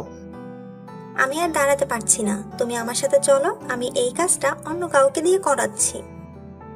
বলে নীলা আমার কাজটা একজনকে দিয়ে আমাকে জোর করে বাইরে নিয়ে আসে। আমাকে বাইরে নিয়ে আসার পর নীলা বলে, তুমি গাড়িতে বসো, আমি আসছি। তারপর নীলা আবার অফিসের মধ্যে চলে যায়, আর আমি গাড়িতে উঠে বসি। কিছুক্ষণ পরে নীলা বের হয়ে আসে আর গাড়িতে উঠে গাড়ি ড্রাইভ করে। কিছুক্ষণ ড্রাইভ করার পরে আমরা একটা বড় বাড়ির সামনে এসে দাঁড়াই, আর নীলা বলে, রাত চলো। এটা আমায় কোথায় নিয়ে এলে? ভেতরে গেলেই দেখতে পারবে। তারপর আমি নীলার পিছু পিছু ভেতরে যাই। আর ভেতরে গিয়ে আমি অবাক হয়ে যাই, কারণ ভেতরে নীলার বাবা মা বসা ছিল। তার মানে এটা নীলাদের বাড়ি। তখন আমি বললাম, কেমন আছেন আঙ্কেল? কেমন আছেন আন্টি? ভালো বাবা, তুমি কেমন আছো? জি আন্টি, আমিও ভালো আছি। তারপর আরও অনেক কথা বললাম, আর খাওয়া দাওয়াও এখানেই করলাম। নীলা রাতে আমাকে ইব্রাহিমের বাসায় ধুয়ে যায়, তাই আমিও ফ্রেশ হয়ে ঘুমিয়ে পড়ি। এভাবেই 5টা বছর পার হয়ে যায়। আর এই 5 বছরে নিশির জন্য আমার ভালোবাসায় এতটুকু কমে নাই, বরং বেড়েছে। তো প্রতিদিনের মতো আজও অফিসে গেলাম। আর অফিসে পৌঁছানোর পর নীলা আমার কাছে এসে বলল, শোনো রাজ, আমরা আগামীকাল বাংলাদেশে যাব। সেখানে একটা মিটিং আছে, আর আমার সাথে তুমিও যাবে। তাই তোমার যা যা প্রয়োজন তুমি আজ বাসায় গিয়ে প্যাকিং করে নাও, আর কাল সকালে আমাদের ফ্লাইট। ওকে ঠিক আছে। কেন জানি আমি ওকে মানা করতে পারলাম না। হয়তো অনেকদিন পর দেশে ফিরবো, এর জন্যই সেদিনকার মতো অফিস করে বাসায় চলে আসলাম। তারপর আমি আমার কিছু জিনিস প্যাকিং করে রাখলাম। পরের দিন সকালেই আমি আর নীলা বাংলাদেশে চলে আসলাম, আর আমি ওখানকার যে কোম্পানির সাথে মিটিং হবে সেখানে গেলাম। আমি সেখানে গিয়ে আরও বেশি অবাক হয়ে যাই, কারণ এটা আর কারণ না, আমার বাবার কোম্পানি, যার সাথে আমাদের মিটিং হবে। আমি কি করব তাই ভেবে পাচ্ছিলাম না। একবার মনে করলাম যে মিটিংটা অ্যাটেন্ড করব না, কিন্তু পরক্ষণে কী যেন হলো, আমি মিটিং প্লেসে চলে গেলাম। সেখানে গিয়ে আমি দেখি আমার বাবা একটা চেয়ারে বসা আছে, আর তার চেহারাটা কেমন যেন শুকিয়ে গেছে। তো আমি সেখানে গিয়ে সবার সাথে মত বিনিময় করলাম। আর আমি যখনই বাবার কাছে গেলাম, তখন বাবা আমাকে দেখা মাত্র জড়িয়ে ধরল আর বলল, কোথায় ছিলি বাবা এতদিন? আমাদের কথা কি তোর একটুও মনে পড়ে নাই? বাবা, অনেক মনে পড়েছে, কিন্তু আমি যে অপারগ ছিলাম। এখন আমার সাথে তুই বাসায় যাবি, তোকে দেখলে তোর আম্মু অনেক খুশি হবে। আব্বু, আমি যাব, তার আগে মিটিংটা শেষ করে নেই। সত্যি বলছিস তো? সত্যি। এতক্ষণ সবাই আমাদের দিকে তাকিয়েছিল আর বোঝার চেষ্টা করছিল যে কি হচ্ছে এগুলো। এমনি নীলাও অবাক হয়ে গিয়েছে, কারণ সেও আমার বাবাকে চিনে না। তাই সে আমার কাছে এসে বলল, তুমি বিজনেসম্যান নাজমুল সাহেবের ছেলে? তুমি এত বড় বিজনেসম্যানের ছেলে হয়ে আমাদের কোম্পানিতে একজন সাধারণ স্টাফ হয়ে কাজ কেন করছিলে? এর একটা কারণ আছে যেটা তুমি জানো না। কি কারণ আছে রাজ? মিটিং শেষ হোক, তারপর না হয় বলি। ওকে, ঠিক আছে। নীলার অবাক হওয়াই স্বাভাবিক, কারণ এই 5 বছরে আমি নীলাকে একবারের জন্য আমার আসল পরিচয়টা বলি নাই, যদিও সে জানতো আমাদের একটা কোম্পানি আছে। তারপর আমরা মিটিং শেষ করে বাহির হলাম, আর তখনই আমার চোখ গেল একটা বাচ্চার উপর। বয়স আর কত হবে, 5-6 বছর হয়তো, কিন্তু ওকে দেখে মনে হচ্ছে কতদিনের না চেনা। তাই আমি ওর কাছে যাই আর বলি, বাবা, তোমার নাম কি? কিন্তু ছেলেটা আমাকে অবাক করে দিয়ে পাপা বলে আমায় জড়ায় ধরে। কে তোমার পাপা? তুমি তো আমার পাপা, আমার মামুনি বলছে। আর জানো পাপা, তোমার জন্য আমার মামুনি প্রতিদিন কান্না করে। কে তোমার মামুনি বাবা? তখন ছেলেটি হাত দিয়ে একজনকে দেখিয়ে দেয়, আর সেটা আর কেউ না, সেটা হলো নিশি। মানে ছেলেটি আমার আর নিশি সন্তান। তার জন্য কি ওর জন্য এত টান অনুভব হইতেছিল? তখনই নিশি আমাদের সামনে চলে আসে, আর আমাকে দেখে সে খানিকটা স্তব্ধ হয়ে যায়, কিন্তু পরক্ষণে আমায় জড়িয়ে ধরে কান্না করে দেয়। কিন্তু তখন হঠাৎ নীলা কোথায় থেকে যেন চলে আসে, আর নিশিকে আমার বুকে দেখে ও নিশিকে তুলে ওর গালে 2টো চড় বসায় দেয় আর বলে, এই মেয়ে, তোমার লজ্জা করে না অন্যের স্বামীকে জড়াই ধরতে? অন্যের স্বামী মানে? হ্যাঁ, তুমি যাকে জড়াই ধরছো সে আমার হাজবেন্ড হয়। ও সরি, আমায় ক্ষমা করে দিয়ে। আর মিস্টার রাজ, আপনার ছেলেকে দেখে রাখবেন। এই কথা বলে নিশি বাইরে দৌড় দিল। আমিও নিশির পিছু পিছু গেলাম, কিন্তু আমি যেতে একটু দেরি করে ফেলেছিলাম, কারণ নিশি একটা কারের হাতে ধাক্কা খেয়েছে আর ওর মাথা থেকে প্রচুর ব্লিডিং হচ্ছে। আমি কি করব কিছুই বুঝতে পারছিলাম না, আর বাইরে এসে দেখি নিশির মাথা থেকে প্রচুর ব্লিডিং হচ্ছে। আমি কি করব না করব কিছুই বুঝতে পারছিলাম না। আমার মনে হচ্ছিল যেন আমি আমার জীবনের সবচেয়ে মূল্যবান কিছু হারাতে যাচ্ছি। তাই আমি গিয়ে নিশিকে আমার কোলে তুলে নেই আর হসপিটালের দিকে দৌড়াতে শুরু করলাম। আর তখন কে যেন একটা কার নিয়ে এসে বলল উঠতে। তাই আমি দেরি না করে কারে উঠে বসি, আর কিছুক্ষণের মধ্যেই হসপিটালে পৌঁছে যাই। আর ডক্টররা নিশিকে নিয়ে ওটিতে চলে যায়। তাই আমি কারওয়ালাকে ধন্যবাদ দিতে যাই, আর গিয়ে দেখি সেটা আর অন্য কেউ না, আমার বন্ধু মামুন। আর মামুনকে দেখা মাত্র আমি কান্নায় ভেঙে পড়ি আর বলি, আমার নিশির কিছু হবে না তো? ওর যে কিছু হলে আমি বাঁচবো না রে। নিশির কিছু হবে না, আর তুই এভাবে ভেঙে পড়ছিস কেন? আজ আমার জন্য নিশির এই অবস্থা, কেন যে আমি আবার দেশে ফিরে আসলাম। এক থাপ্পড় দিব যদি আর একটিও বাজে কথা বলিস। আর নিশির কিচ্ছু হবে না, আর তুই এখানে শান্ত হয়ে বস। তারপর মামুন আমাকে এক জায়গায় বসিয়ে দেয় আর কোথায় যেন চলে যায়।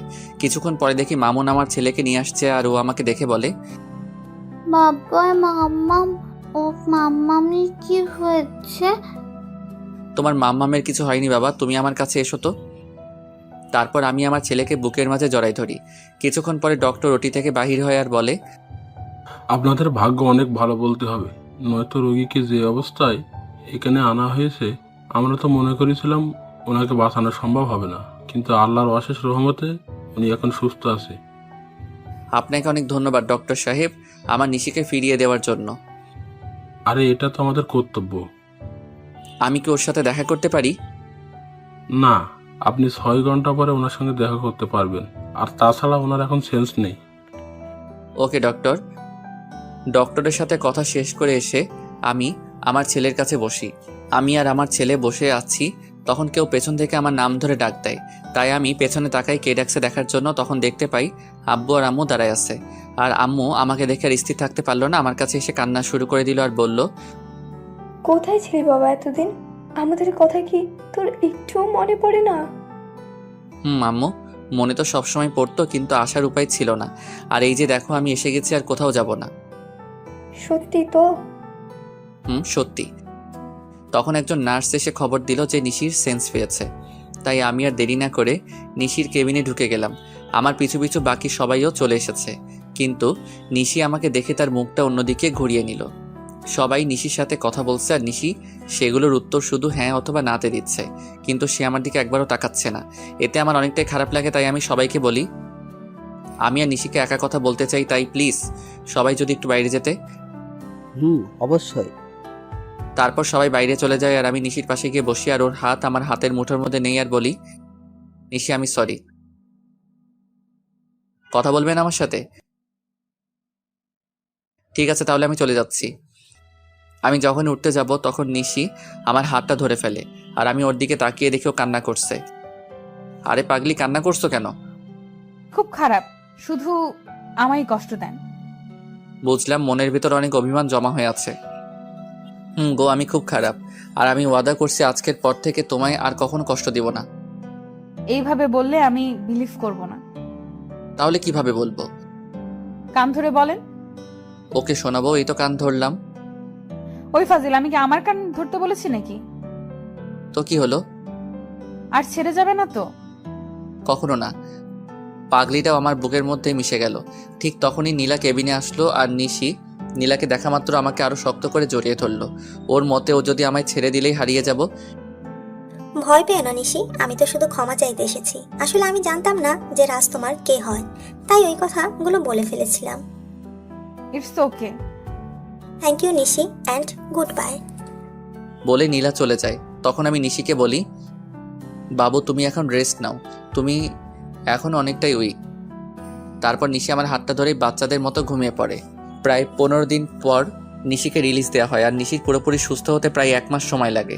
আর এই 1 মাস কেটেছে নিশির সাথে দুষ্টমি করতে করতে।